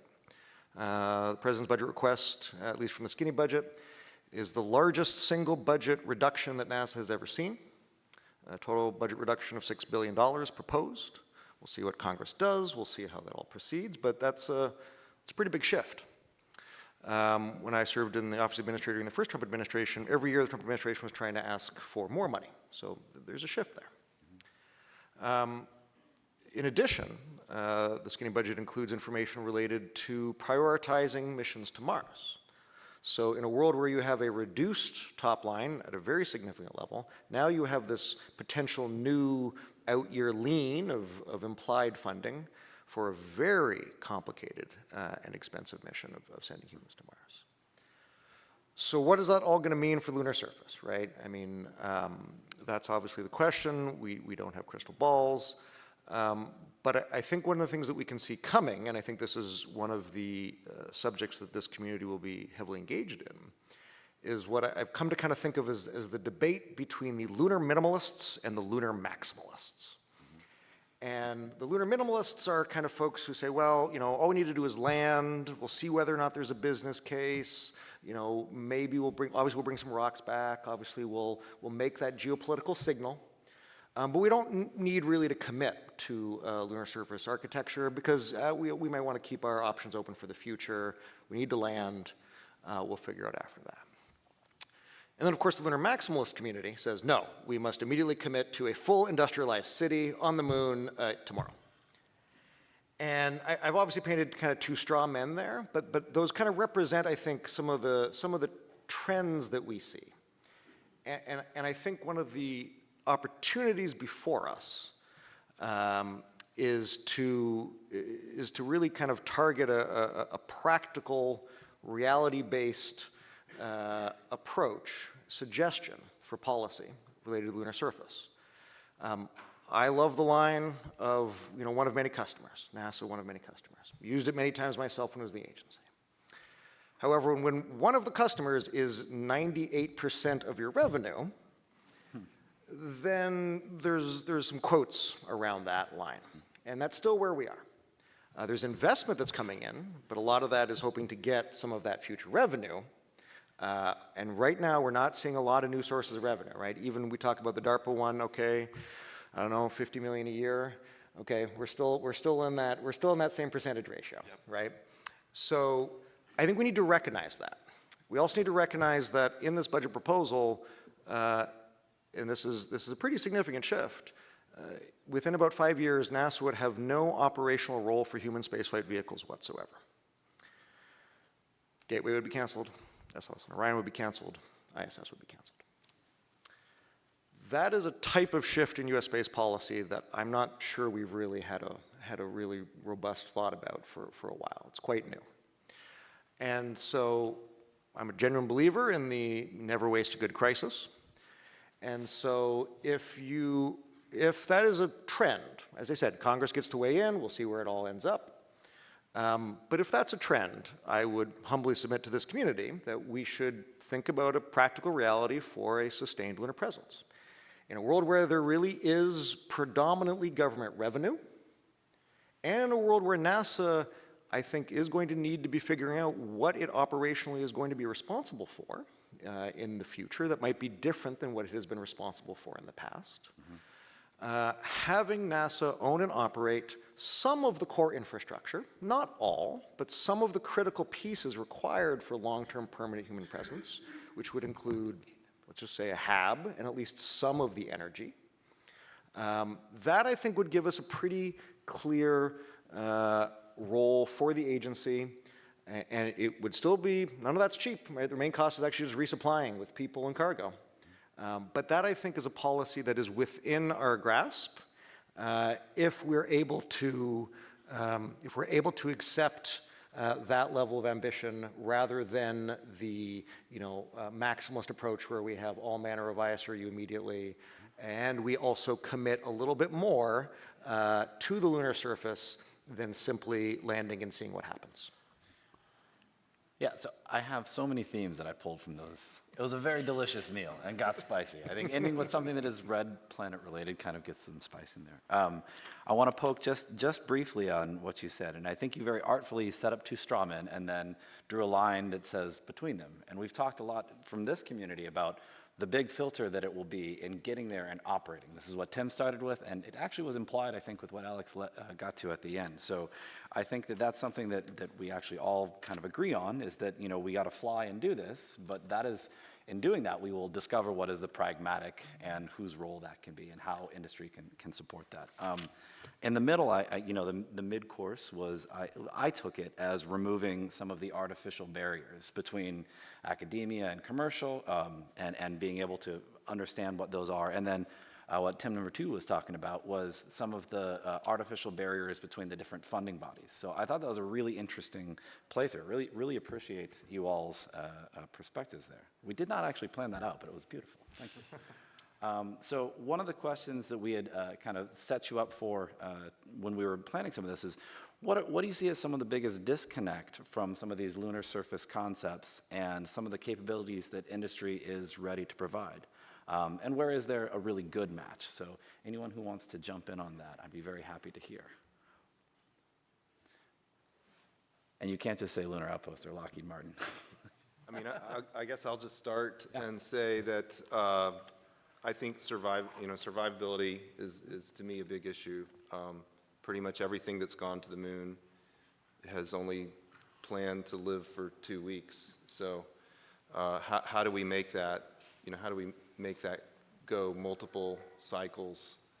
And I know people are working on it, but I also know that, like a lot of missions, people are just not even planning beyond the sunlit portion. So, I would really like to see, whether it's power supplies and heating or whatever the extreme environment, electronics, development to make it through more than one lunar cycle. I bet the Tims have something to say about this. Yeah. So I think this is a match. Yeah. We're in a great period where we have new technologies in earthbound small nuclear reactors that are under development, and we have new policies that were put in place in the first Trump administration to make it a little bit easier to be launching nuclear reactors. And so with the NASA Fission Surface Power procurement coming up, I think that is a great match for where industry is right now to be able to finally do space and nuclear at an infrastructure scale. We're gonna need it to survive the night, but I don't think that's the biggest use case, because I think solar is part of that. I think it's the in situ resource utilization needs on the moon and on Mars that needs that scale of power. And also with FSP being intended to start as a demo and then go operational, I think that's an excellent model. Tim, number 2. No, I would agree. I think I just want to go off that. I think lunar night survival, sustained operations through sustainable power generation. Ultimately, I think that's going to be a huge issue for all the systems that we're talking about, and nuclear is part of that. Fuel cell technology is part of that. VSAT technology is part of that, and ultimately it's going to be sort of a heterogeneous mix of all of them. And I think that's the biggest disconnect in terms of we just need to have available power on the moon to power all these things and make sure they survive for longer than 2 weeks, so that ultimately they can, become a commercialized service to other technologies that are going up there, other mobility systems. I think that's the biggest piece ultimately, is how do we create the infrastructure to sustain all these things that we're talking about, and power is a huge point on that. So I want to ask, you guys are hitting on things that need to happen, need to be improved. We are LSIC, right? And so a question that's come through here, I think it's a really good question from each of you. Can you tell us how LSIC can actively support projects in securing funding and partnerships to move the discussion from a discussion to real implementation? What could we do as a community to support us in that? Well, I'll take a crack at that, in part because I remember coming up with the budget line for LSIC originally. I remember it was in the Office of the Administrator at some point, and Tom Kremens, who was head of strategy at NASA and was my boss at the time, said, "Hey, we're getting some indication that we need to create some sort of lunar surface innovation thing. What do you think? What should we do with that?" I was like, I don't know, put something, 15 million into the STD budget, call it some sort of lunar surface innovation initiative. Good. That was about all we saw for it for a while until it came out the other end. that was kind of a placeholder because it was meant to really be kind of, at that time, it was the only commitment that we were making as an agency to funding lunar surface activity at all, outside of landers, right? In fact, I believe we put that in there prior to the HLS commitment, right? It was an early leader that the agency was serious about lunar surface activities. We're now a long way away from that, right? We now actually have multi-billion-dollar commitments to the HLS system. And one of the continual stresses and challenges that we've heard in the community is, well, okay, you've got this small amount of funding over here that's kind of ideating and supporting some early stage activities, but where is the commitment to be using some of these technologies? Where is that real demand signal for these things down the road? And that's not something STMD can solve, right? I mean, STMD, I didn't mention their particular life as proposed by the 26 FY budget, but it's a 50% reduction. So that becomes even less possible to see that STMD as the source that can really pull those technologies forward. And so what is really needed, and that's kind of where I'm talking about kind of really needing to be practical and really needing to be serious. Everything is going to cost real money.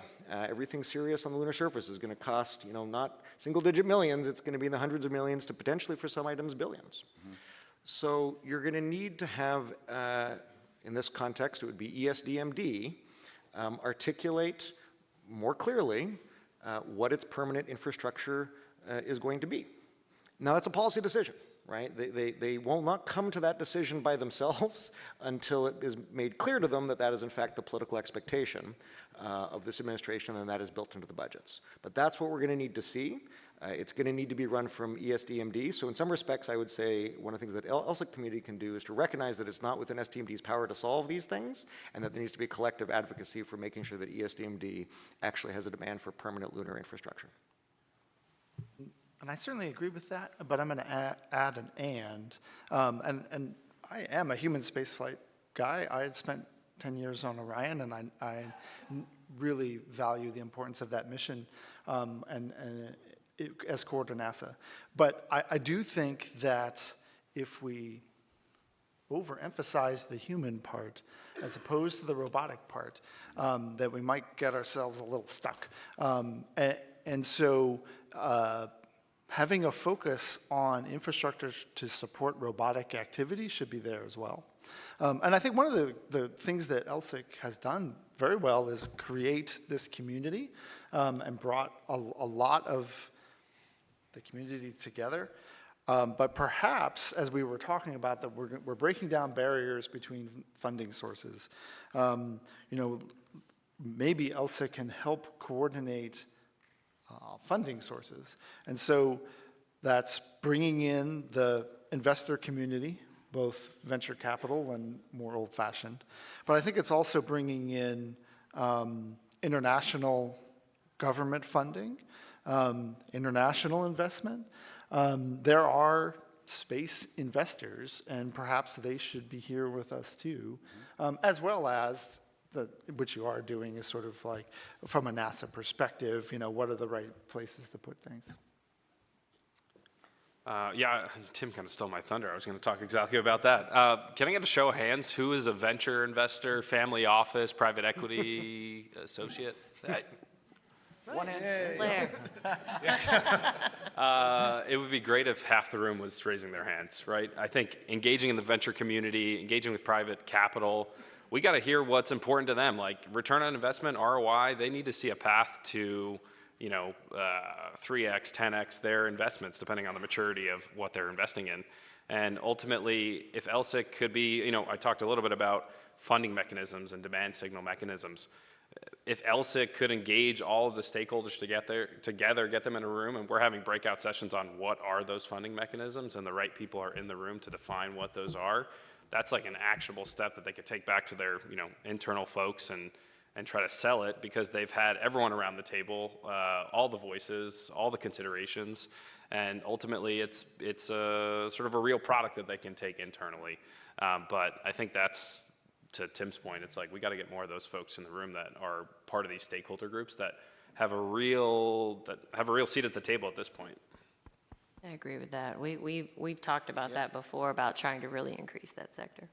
I mean, I'll just say that I think one of the roles of LSIC has been sort of bringing the community together and fact-finding. But now that we are further along, I really think, why don't we write position papers? Why don't we do a decadal survey? I mean, we could do those kinds of things as a community and make recommendations, like this is how we think you should do it. So I think that would be great. Bring the stakeholders together and write a document together. Another thing that, at least on the academic side, I think is very low-hanging fruit is, we just had, I want to shout out to the Lunar Autonomy Challenge, and that just completed. That was awesome. And I would really like to see that be like a regular thing. Not necessarily autonomy, but like pick a topic every year and have this 3 or 4 year competition where, universities can participate, and then you kind of winnow it down to a few finalists. And it's a different theme every year, maybe. But why not do that? I think that'd be great engagement at low cost. Hello.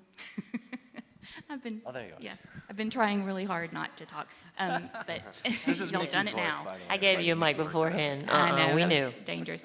So first of all, since Alex kindly brought the room down with reality there, I'm going to feed off of that and some of the questions we've heard here, and just having an open, transparent dialogue, right? So I will say, first of all, it's important to know the LSIC is one component of the task that we have for LSII. It's actually, with APL, it's actually, LSI, for those who don't know, it's the Lunar Surface Innovation Initiative. From day one, we said we will have a consortium as part of that because we do not want to be in an echo chamber. So the task is actually what we call a system integration task, but it includes studies and tech gap assessments and all kinds of other stuff that your input goes into so that APL can give us a balanced, kind of independent feedback. In addition to this, though, the NASA SMEs in each of those capability areas are partnered with the APL lead so that APL has insight into all that's going on with the NASA architecture planning, so they can really look across those and say, you're not pushing state of the art here far enough, or we think the government should be doing more of this stuff. And then we do try to take those tech gap assessments and that input and feed that back into our stakeholders on the government side.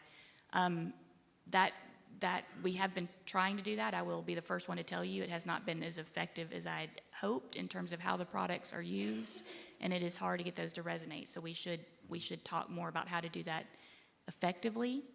I'll also say, talking about getting the venture capitalist here, I was real heartened. Let's see, we kicked off in 2020, right? 2019, 2020, and after about 2 years of going, so about two and a half years in, we did start seeing more venture capitalists coming, and some big names, some kind of non-traditional space, like serious players. And I had some really frank conversations with them and said, what led you here, and what are your thoughts? And they said, look, the feedback I got was the money is out there, the interest is out there. We're here because NASA has been signaling really strongly for the last couple years and pretty consistently, and Alex mentioned it, the budget was going up, right? And that was a strong signal, and they said, we've been on the outskirts watching for a long time. It's not been a money or an interest issue. It has been, y'all are fickle. It is hard to predict what you're going to do, and it's kind of like the stock market. We send signals, that demand signal we talk about goes to inverse too, right? Mm-hmm. And so the reason, I just want y'all to know, like, they were starting to come, and that was a big breakthrough. The next year is when our budget went back down, and now we've got Blair. we've got Blair here, thank goodness. But we have tried to work to do that, and I just wanted to be transparent. And then the challenge thing I was going to mention, we do have other challenges as well, like Big Idea Challenge is probably the closest to what you said that we did for about a decade. But we also have the Luster, just to remind everybody, we got some Luster. Do we have any Luster students in the room? We had some. Yay, Luster. Yeah, the Lunar Surface Technology Readiness. So we kicked that off at the first LSIC. But we do have a lot more work to do on I think everything y'all are saying is really about, there's a lot more products as part of this LSII piece that are not necessarily being infused or messaged or used as effectively as they could be. So we need to work on that. And I really appreciate your feedback saying, working on position papers, one of the goals that we gave to our team this year is, let's write a document in each focus area with the community, not inside. Because we said that, we said, people are at the point that we want to do this together. We want to do it together, not we get some from you and then we put it together. So that's one of our pushes actually for this year. So that's good to hear that that's something that's actually wanted. Absolutely. And, one of the things, in speaking about all of these challenges, there's still stuff that we really want to do. So I want to pull the thread a little bit on what Alex was said about being practical and kind of find the point between that and what I think Tim was talking about, which is, the ISRU and nuclear driven, which in my mind that there's big dollar signs when you get to those levels. So maybe you could talk just a little bit about your perspectives on sequencing that infrastructure development so that we don't get stuck in some place, we're not overly ambitious, we can bite things off in the 5-6 year wedges that are appropriate. What do you think, what are your thoughts on how we actually sequence the infrastructure so we can be practical and still have a path to achieve what we'd like to get to? And we can start either way. I'm going to ask everybody, tell me. Yeah, so I think the fundamental beginnings, we already talked about power. I think communications is very important. And then that communications is the whole link, right? It's not just the lunar relay, but what are the communication systems on Earth? And there are many commercial companies that do space communications, and they would like to expand to lunar, so that's great. I think the other part of it is mobility. We need right away. And then as far as the sequence, I think that we can let that evolve a little bit, right? Do missions on the surface of the moon, get going. What's the next demand signal for the infrastructure? Pay attention to what that nascent market is asking for and grow from there. And I think also, while keeping a focus on the long term of Moon and Mars and what do the big things need, and that'll drive the FSPs. Yeah, I would take the approach that it's all in one. It has to happen all at the same time. We talk about systems like, yesterday we're talking about Mark 1, and it deploying the LAMPS,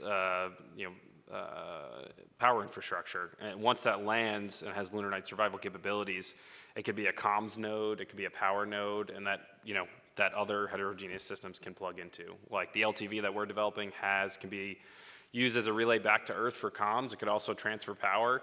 And I think it's all in one. It all has to happen at the same time. They're already, iSpace is talking about orbital relays that they're putting into lunar orbit. And that will continue to happen. I'm sure they'll build out some sort of constellation. And I think it all needs to build upon itself and use these sort of initial pieces to do it all. So then you could have discrete systems that can come after and be dedicated. So let me ask you this. You guys both talked about evolving and growing and building. Do we have the flexibility that we need for that kind of approach right now? Or what would help?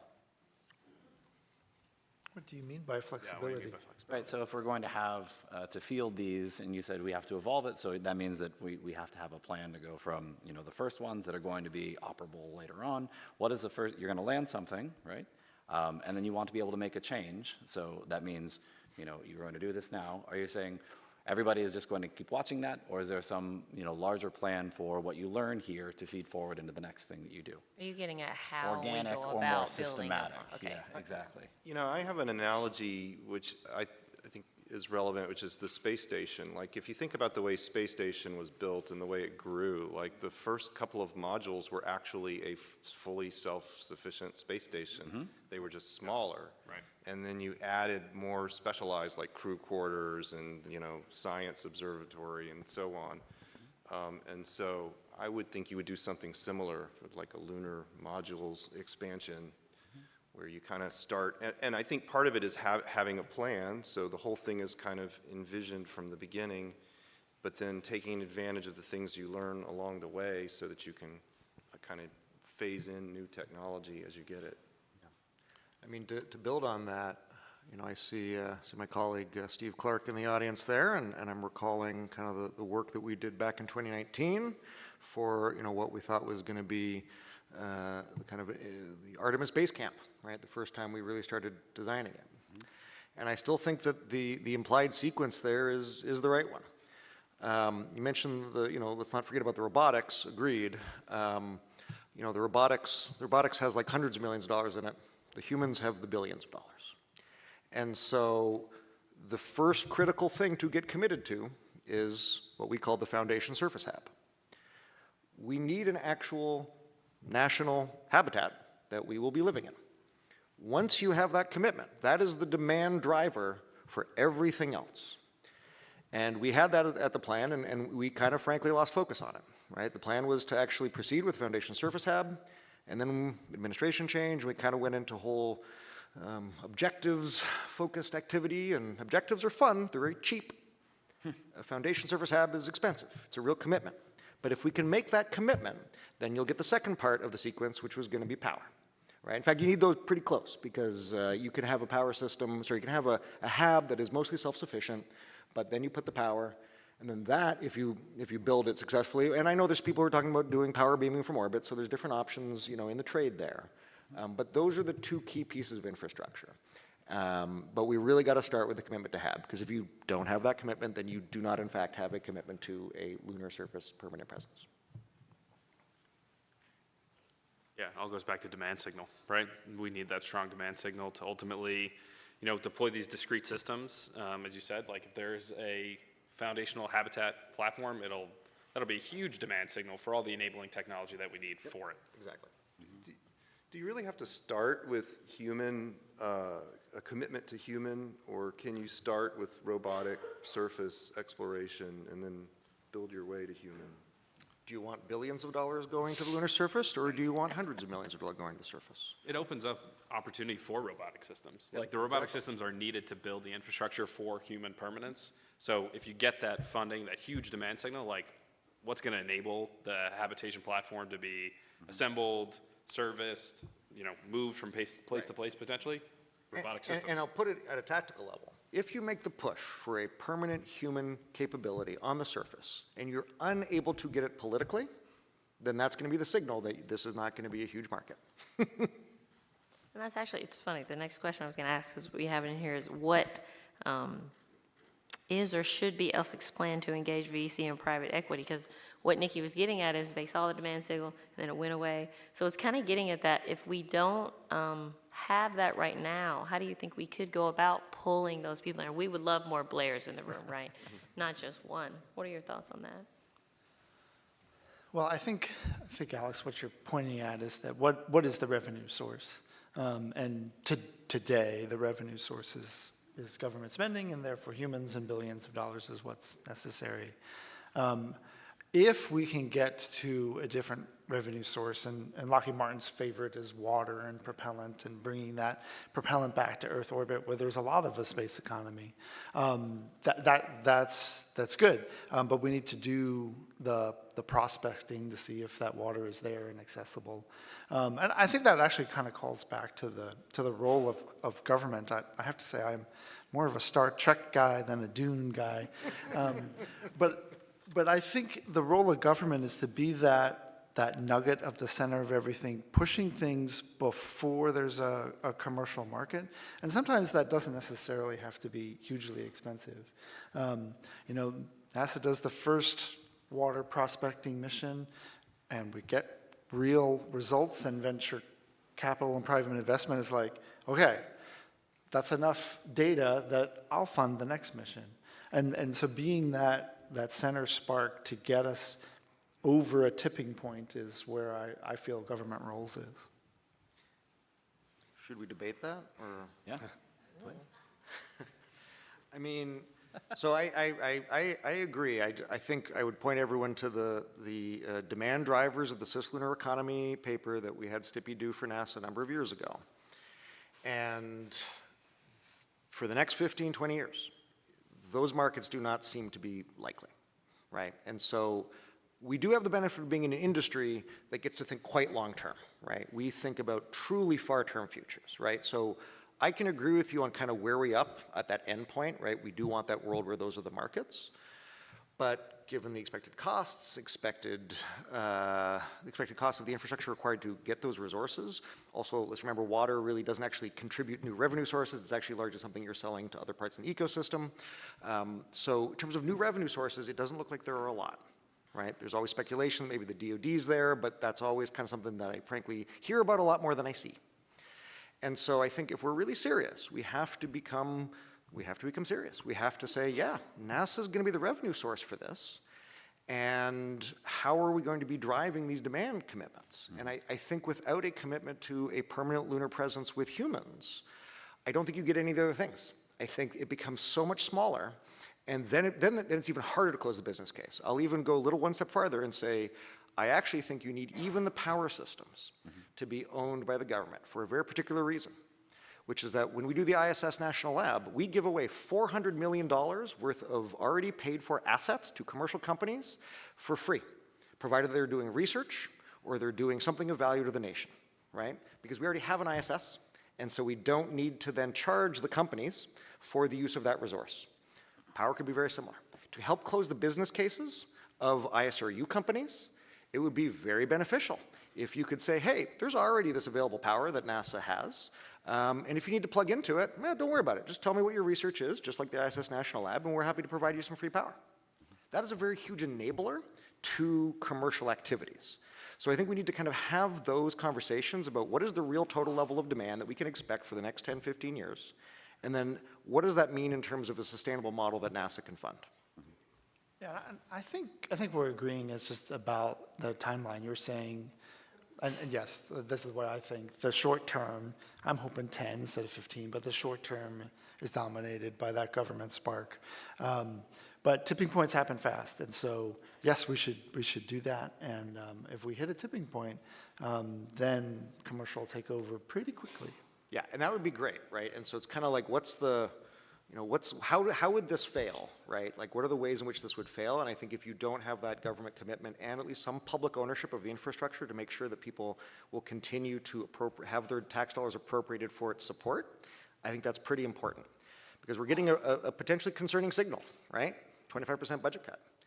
It could go lower, right? So what is required to sustain the national commitment to a lunar surface set of infrastructure, and the first, and in NASA's national. And it's important, I think, for at least part of it to be US flagged and to be carrying the American flag, because I think that's what people like funding, frankly. I'll just say that you have to put the moon in context of our journey to Mars, and there's a lot of case to be made that we can't get to Mars without going to the moon first.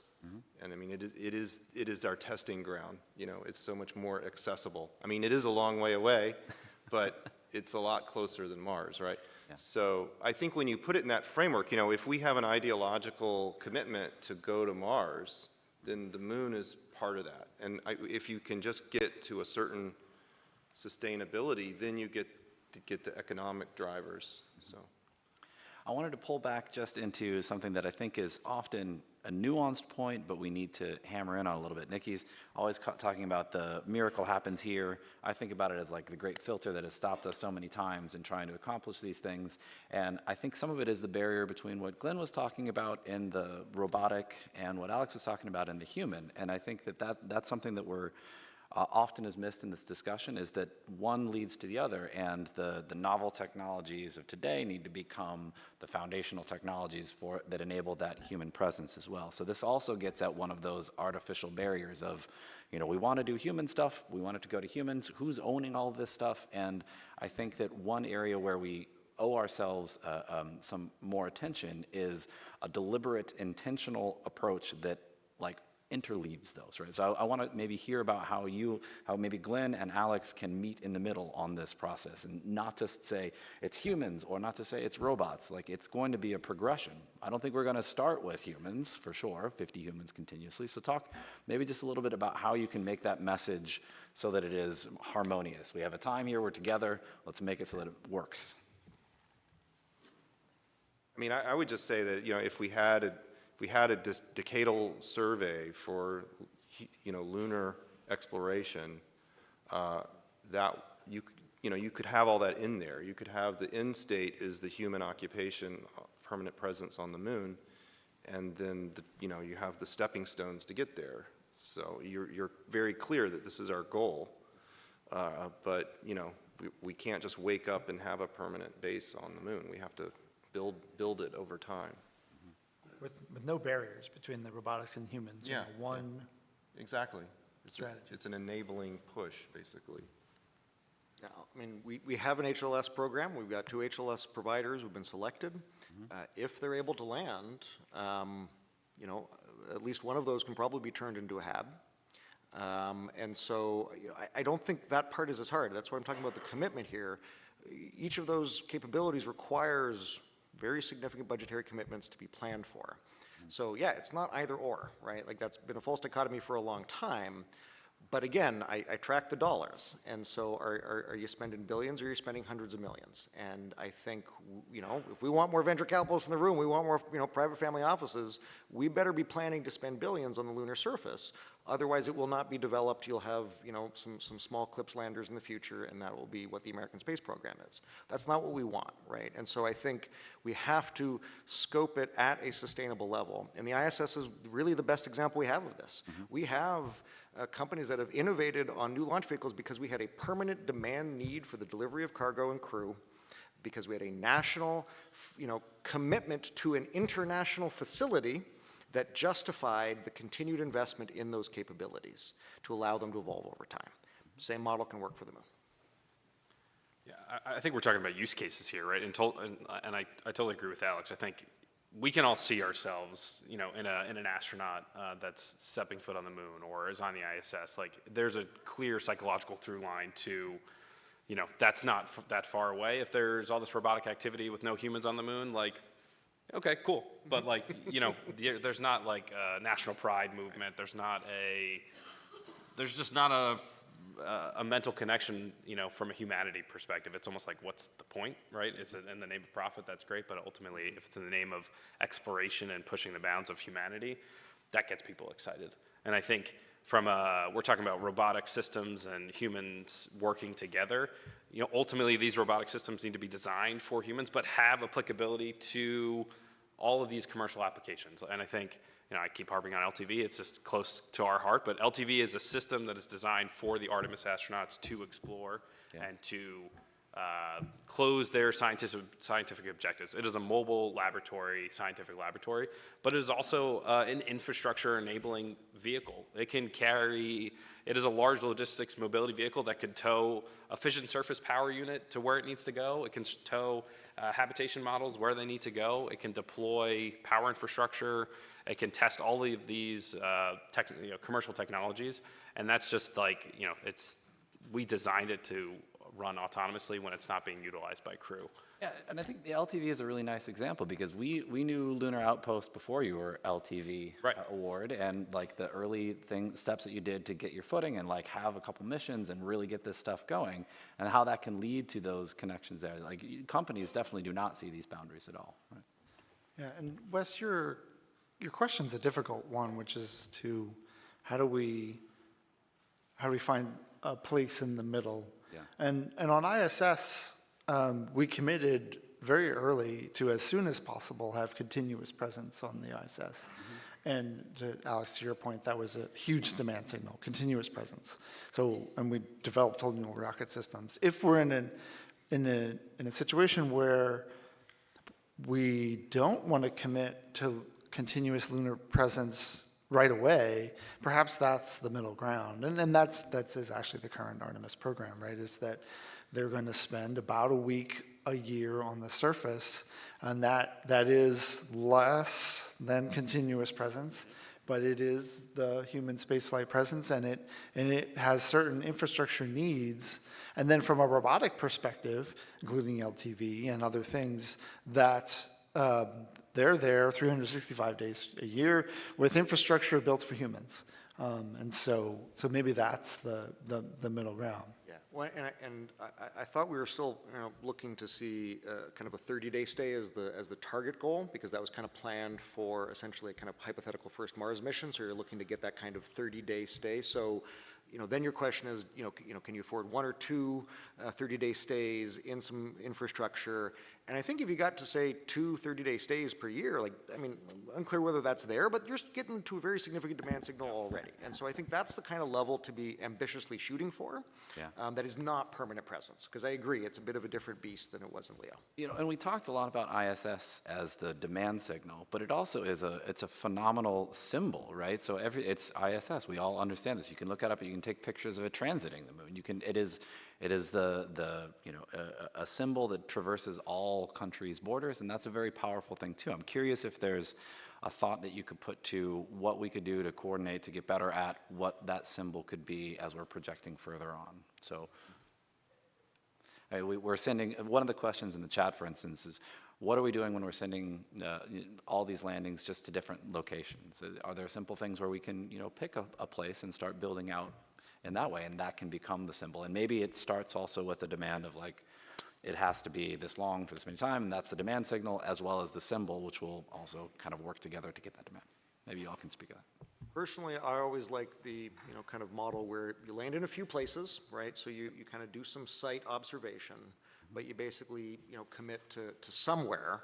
You plan to commit to somewhere within a few landings, right? So there's a little bit of site exploration. You've got eyes on the ground. You got people who can talk about the different sites. They can even, you made a really good point about that kind of psychological through line for people. It matters, right? And so having people who say, hey, I went to this site and this is what we saw, and we did these analyses, and we think we could put the power here, and have that for a few places, but have the infrastructure, which is the same, right? You're going to need basically the same HAB capability. You're going to need basically the same power capabilities. And so then you can say, great, a selection has been made. It's going to go here. And then you proceed. You make the best decision you can with the information you have at the time. And I would be delighted in a future where in 35 years, a bunch of people are like, man, we chose wrong. We ended up with the wrong permanent moon base. Because that's what this community loves to do. And that would be great. I would love to see that conversation happen. I love the Civ game, so I think of when I look at the moon, these potential landing sites are the ones that have the little gold city icon on them. And yeah, we might not pick the right one, but you can pick one. Right. Yeah. Yeah, speaking of International Space Station, I would like to say, I think one of the biggest impacts of it is not technological, it's diplomatic. And the role of all the nations participating. And the moon is already, it's going to be a global, community at the moon. We already have all these international players and companies. And so I would say, rather than walk away from that, I would say embrace that. How can we use our human program to the moon to really engage with our international partners and, come up with a multinational solution? And I know the commercial providers like that too, because that's part of their market that they can serve. There's other agencies that want to participate and spend money as well. Tim, the Tims both went to the mic, so go ahead. No, I just had a point on Alex's, I think it's an interesting thought, 35 years in the future, we chose the wrong place, right? We have to do it all again and create all this infrastructure, make the infrastructure mobile, right? Especially at first.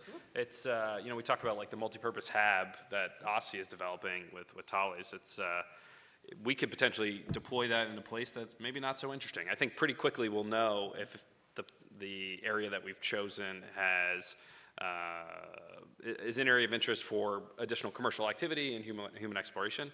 Just make those initial pieces or Artemis elements mobile so that you could potentially move them to another place if you find one on a different exploration mission that is, okay, that's where we need to build for the next 100 years, right?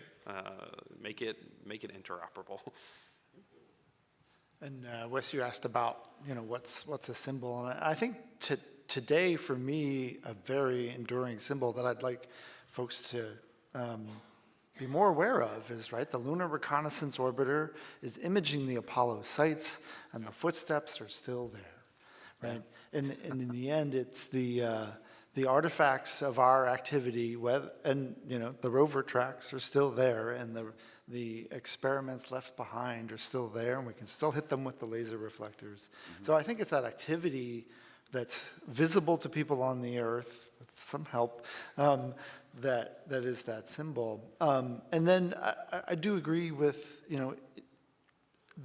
with the mobile phase of infrastructure, the permanent phase of infrastructure. I think the other thing as we think long-term, though, is that there are many, many scientific sites on the moon that really benefit from scientist astronauts being there and performing the science. And I want to get to that future where we can support those sortie missions, because that'll be an indication of our ability to operate on the moon. And then I think from a commercial perspective, if we're engaged in the entire surface, then that means the entire surface is open for activity and perhaps resource. Y'all know me, I want to go a little rogue. Let's go rogue. We don't have mics set up, but we want to hear from you guys. Is there anyone in the room that actually wants to ask a question or a comment? Or tell us a question that you want to Okay, answer. hold on, we'll get you a mic. All right, we got it. Well, while we're doing that, Oh, can and I just? Nikki, while we're doing it, Yeah, Nikki I can, want to just set one thing. So I just want to observe, and I'd be curious to know if others are feeling the same thing, because I could be in my own little bubble, and the whole point of this is to not be in an echo chamber, right? But from my observations and my experience over the last 5 years and working with, across NASA, across industry and academia and all these areas, and the feedback we've continually gotten, remembering that this forum was created because there were no forums anywhere that focused on getting the technologies developed that you need to do science or exploration. So I just want to reset for a moment and say, from my observation here, the microcosm of what I just saw us do here today, right this moment, and the shifting from the panel we just did to this panel and the debate is the microcosm of what happens continuously in the macrocosm. And what I mean by that is, it goes back to that accountability thing. So we immediately get into, should we have a permanent hab? Should we do robotic missions? All those things, right? We just talked in the last panel, what drives the budget, I think a lot in these marks are things like the geopolitical climate. We have countries that are very actively going to the moon. Things like international partner agreements. We just talked about having 55 countries that have signed the Artemis Accords. I totally agree with what Alex is saying, but I do think those things can shift when different things come to light like this, different factors. The big elephant in the room I want to say is this whole robotic or versus human, and yeah, we have to do some minimum amount. That is the miracle occurs here that we're not still giving credit to, that takes time, money, budget. Time, but money and budget, same thing. It takes a lot, it takes both. And so I just want to say, like, all these things you're talking about, living in the habs, operating in the habs, you have to still survive the environment. You have to have life support systems. You have to mitigate the dust. You're gonna, I'm assuming, be exploring and going around places and doing stuff. So in order to make that reality and make it safe for any humans, all those little technologies that we're all assuming are just there, we have this picture in our head, are not funded right now. They are not planned. They are not on the books. So I want to be a voice before we turn the microphones over. I'm channeling the companies that I've been working with for the last 5 years. And I'm going back to the accountability. We awarded $250 million, I think, don't quote me, of tipping points in 2022. 110 million of that came from industry IRAD. They are not contractors, they are partners. They have put skin in the game because of the plan we said we're doing. We talk about venture capitalists. Hell, how about the companies right here on the room and online that have, their companies are on the line, their livelihoods are on the line, and they have the goods. We just have to do our next part that we show in all of our blueprint objectives and plans. So I'm guilty of the same exact thing we're doing here, but this is where I think the impression of us being fickle comes from, is it is kind of an academic luxury to debate if it's robotic or HABs. Where we are today, we have got to take some accountability and say we are working with industry, because the third leg of STMD's core tenets is to create a commercial industry base that we're responsible for nurturing and fostering that for a commercial ecosystem. And I don't see us talking about that thread. So I would love to hear from the companies in the room that have been making these investments, small companies, large companies, anybody online, but I would love to hear your voices. Well, here's one. So Dallas Beanhoff from Offworld. We are putting money on the line for ISRU stuff. But Alex, I like your comment about free power to users of the government thing. That should also be extended perhaps to habitat, free stay, or LTVs, free mobility, et cetera. But the question that I asked at the last panel that somehow disappeared, I don't know if it was wiped off or if it was questioned, but what about the U.S.? Has the U.S. considered joining the ILRS as the first step in collaborating with our competitors so that they may join the Artemis Accords? We see them as another customer. You know, Artemis Accords customer, ILRS is a customer. But what about that? I know this is not necessarily the right panel for that, but Michael was here and he would have been the right answer. But Alex, you may have some thoughts. Yeah, thanks for that generous question, Dallas.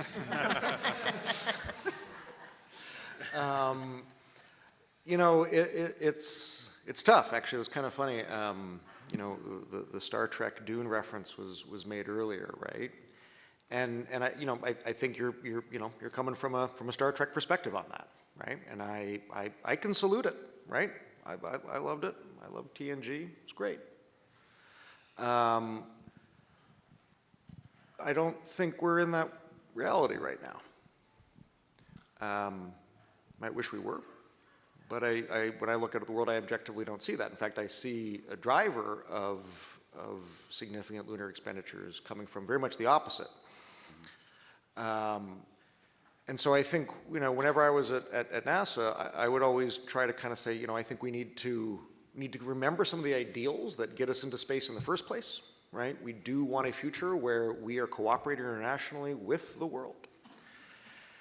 And at the same time, that is not the world that we're living in right now, right? For arguably, you know, good reasons, right? And so I think we need to kind of say, okay, there might be at least a phase where we're developing maybe 2 different lunar research stations, right? And I guess where I'm trying to get us to here is let's at least commit to building a lunar research station. Because until we do that, we're not having that serious conversation, right? And if we end up in a world where there's a couple, you know, I'm not sure I've talked about this publicly before, but, you know, I'm not at NASA anymore, so they can't fire me. But, you know, you can think about a kind of lunar NASA equilibrium, which is what we ended up in LEO, right? At the end of the Cold War, both the Soviet Union and the United States looked at their expenditures and said, I'm not sure we can afford to maintain 2 different, you know, space station freedom and a Soviet capability. There were a lot of other politics involved. But the 2 parties, which had been conflictual for decades, figured out a way to work together, right? But they both had equities. They both had hardware. They both had commitments to permanent LEO presence. And so if someone liked the future you were talking about, I would say at this point the only way for us to even get there is to have our own commitment to an independent lunar research station that is US operated with international partners.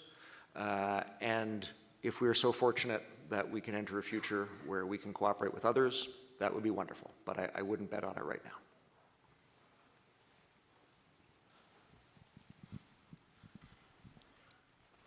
Got more in the audience too.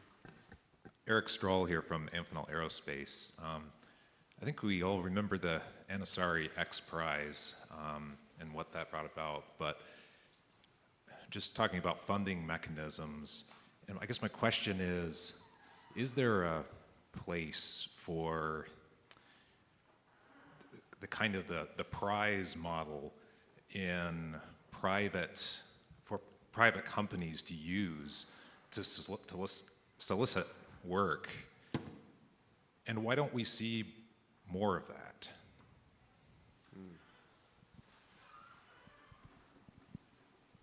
I think those kinds of other alternative funding mechanisms can be really significant. I mean, you need to have a visionary, you need to have someone who's willing to back it financially, but you know, it'd be great if we could do that. I think the question really is how do we create an environment where those kinds of prize ventures are available.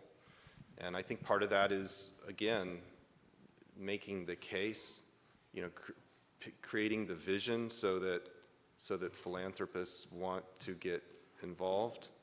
And I feel like maybe we just have more to do there to really pitch it.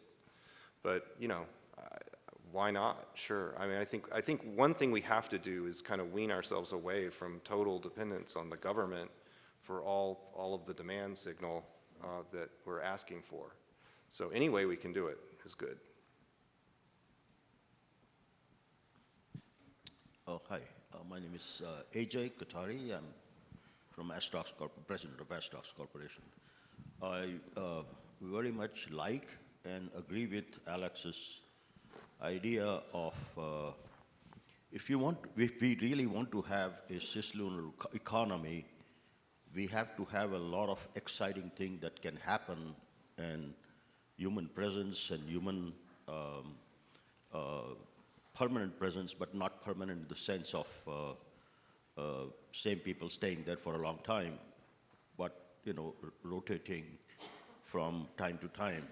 That idea is necessary to be conveyed. I mean, the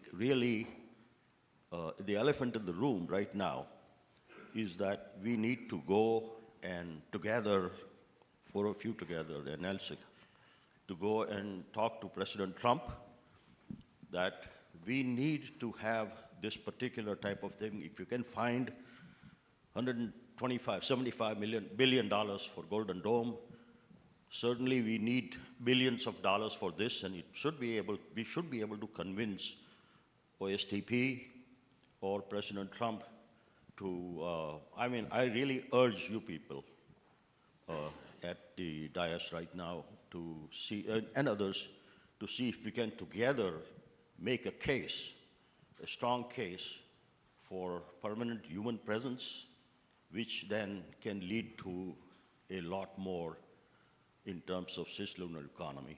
Thank you.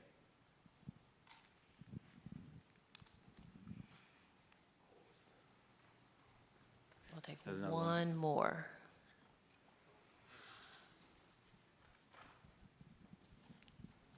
The beautiful Karen. Hi, I'm Scott Johnson from Spacely Packets.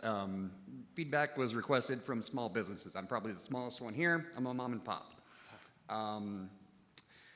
Comms was held up as one of the most important initial components. The model of the ISS was put forward as an example, a shining example of international success through cooperation. With 25 years of experience in internetworking, I can say that that same model is what has allowed the internet to grow across the world and reach every corner of our planet and our civilization. The multi-stakeholder nature of that is key to how it has grown. So, as a small businessman, I've been all in on this for 3 or 4 years now. Myself and my associates at the Interplanetary Networking Special Interest Group have, over the past 20 plus years, built all the components necessary for a robust communications infrastructure that can both provide that international multi-stakeholder model such that many different nations and/or private companies can provide relay services, provide surface level network services. And it can be done in a manner with perfect forward secrecy, so it doesn't matter whose network we're passing through, our information and their information is going to remain safe. I'd like to hear your opinions on a multi-stakeholder governance model for interplanetary communications. Well, you know, we already have the LunaNet model. I mean, I think that that's probably the starting point. So, you know,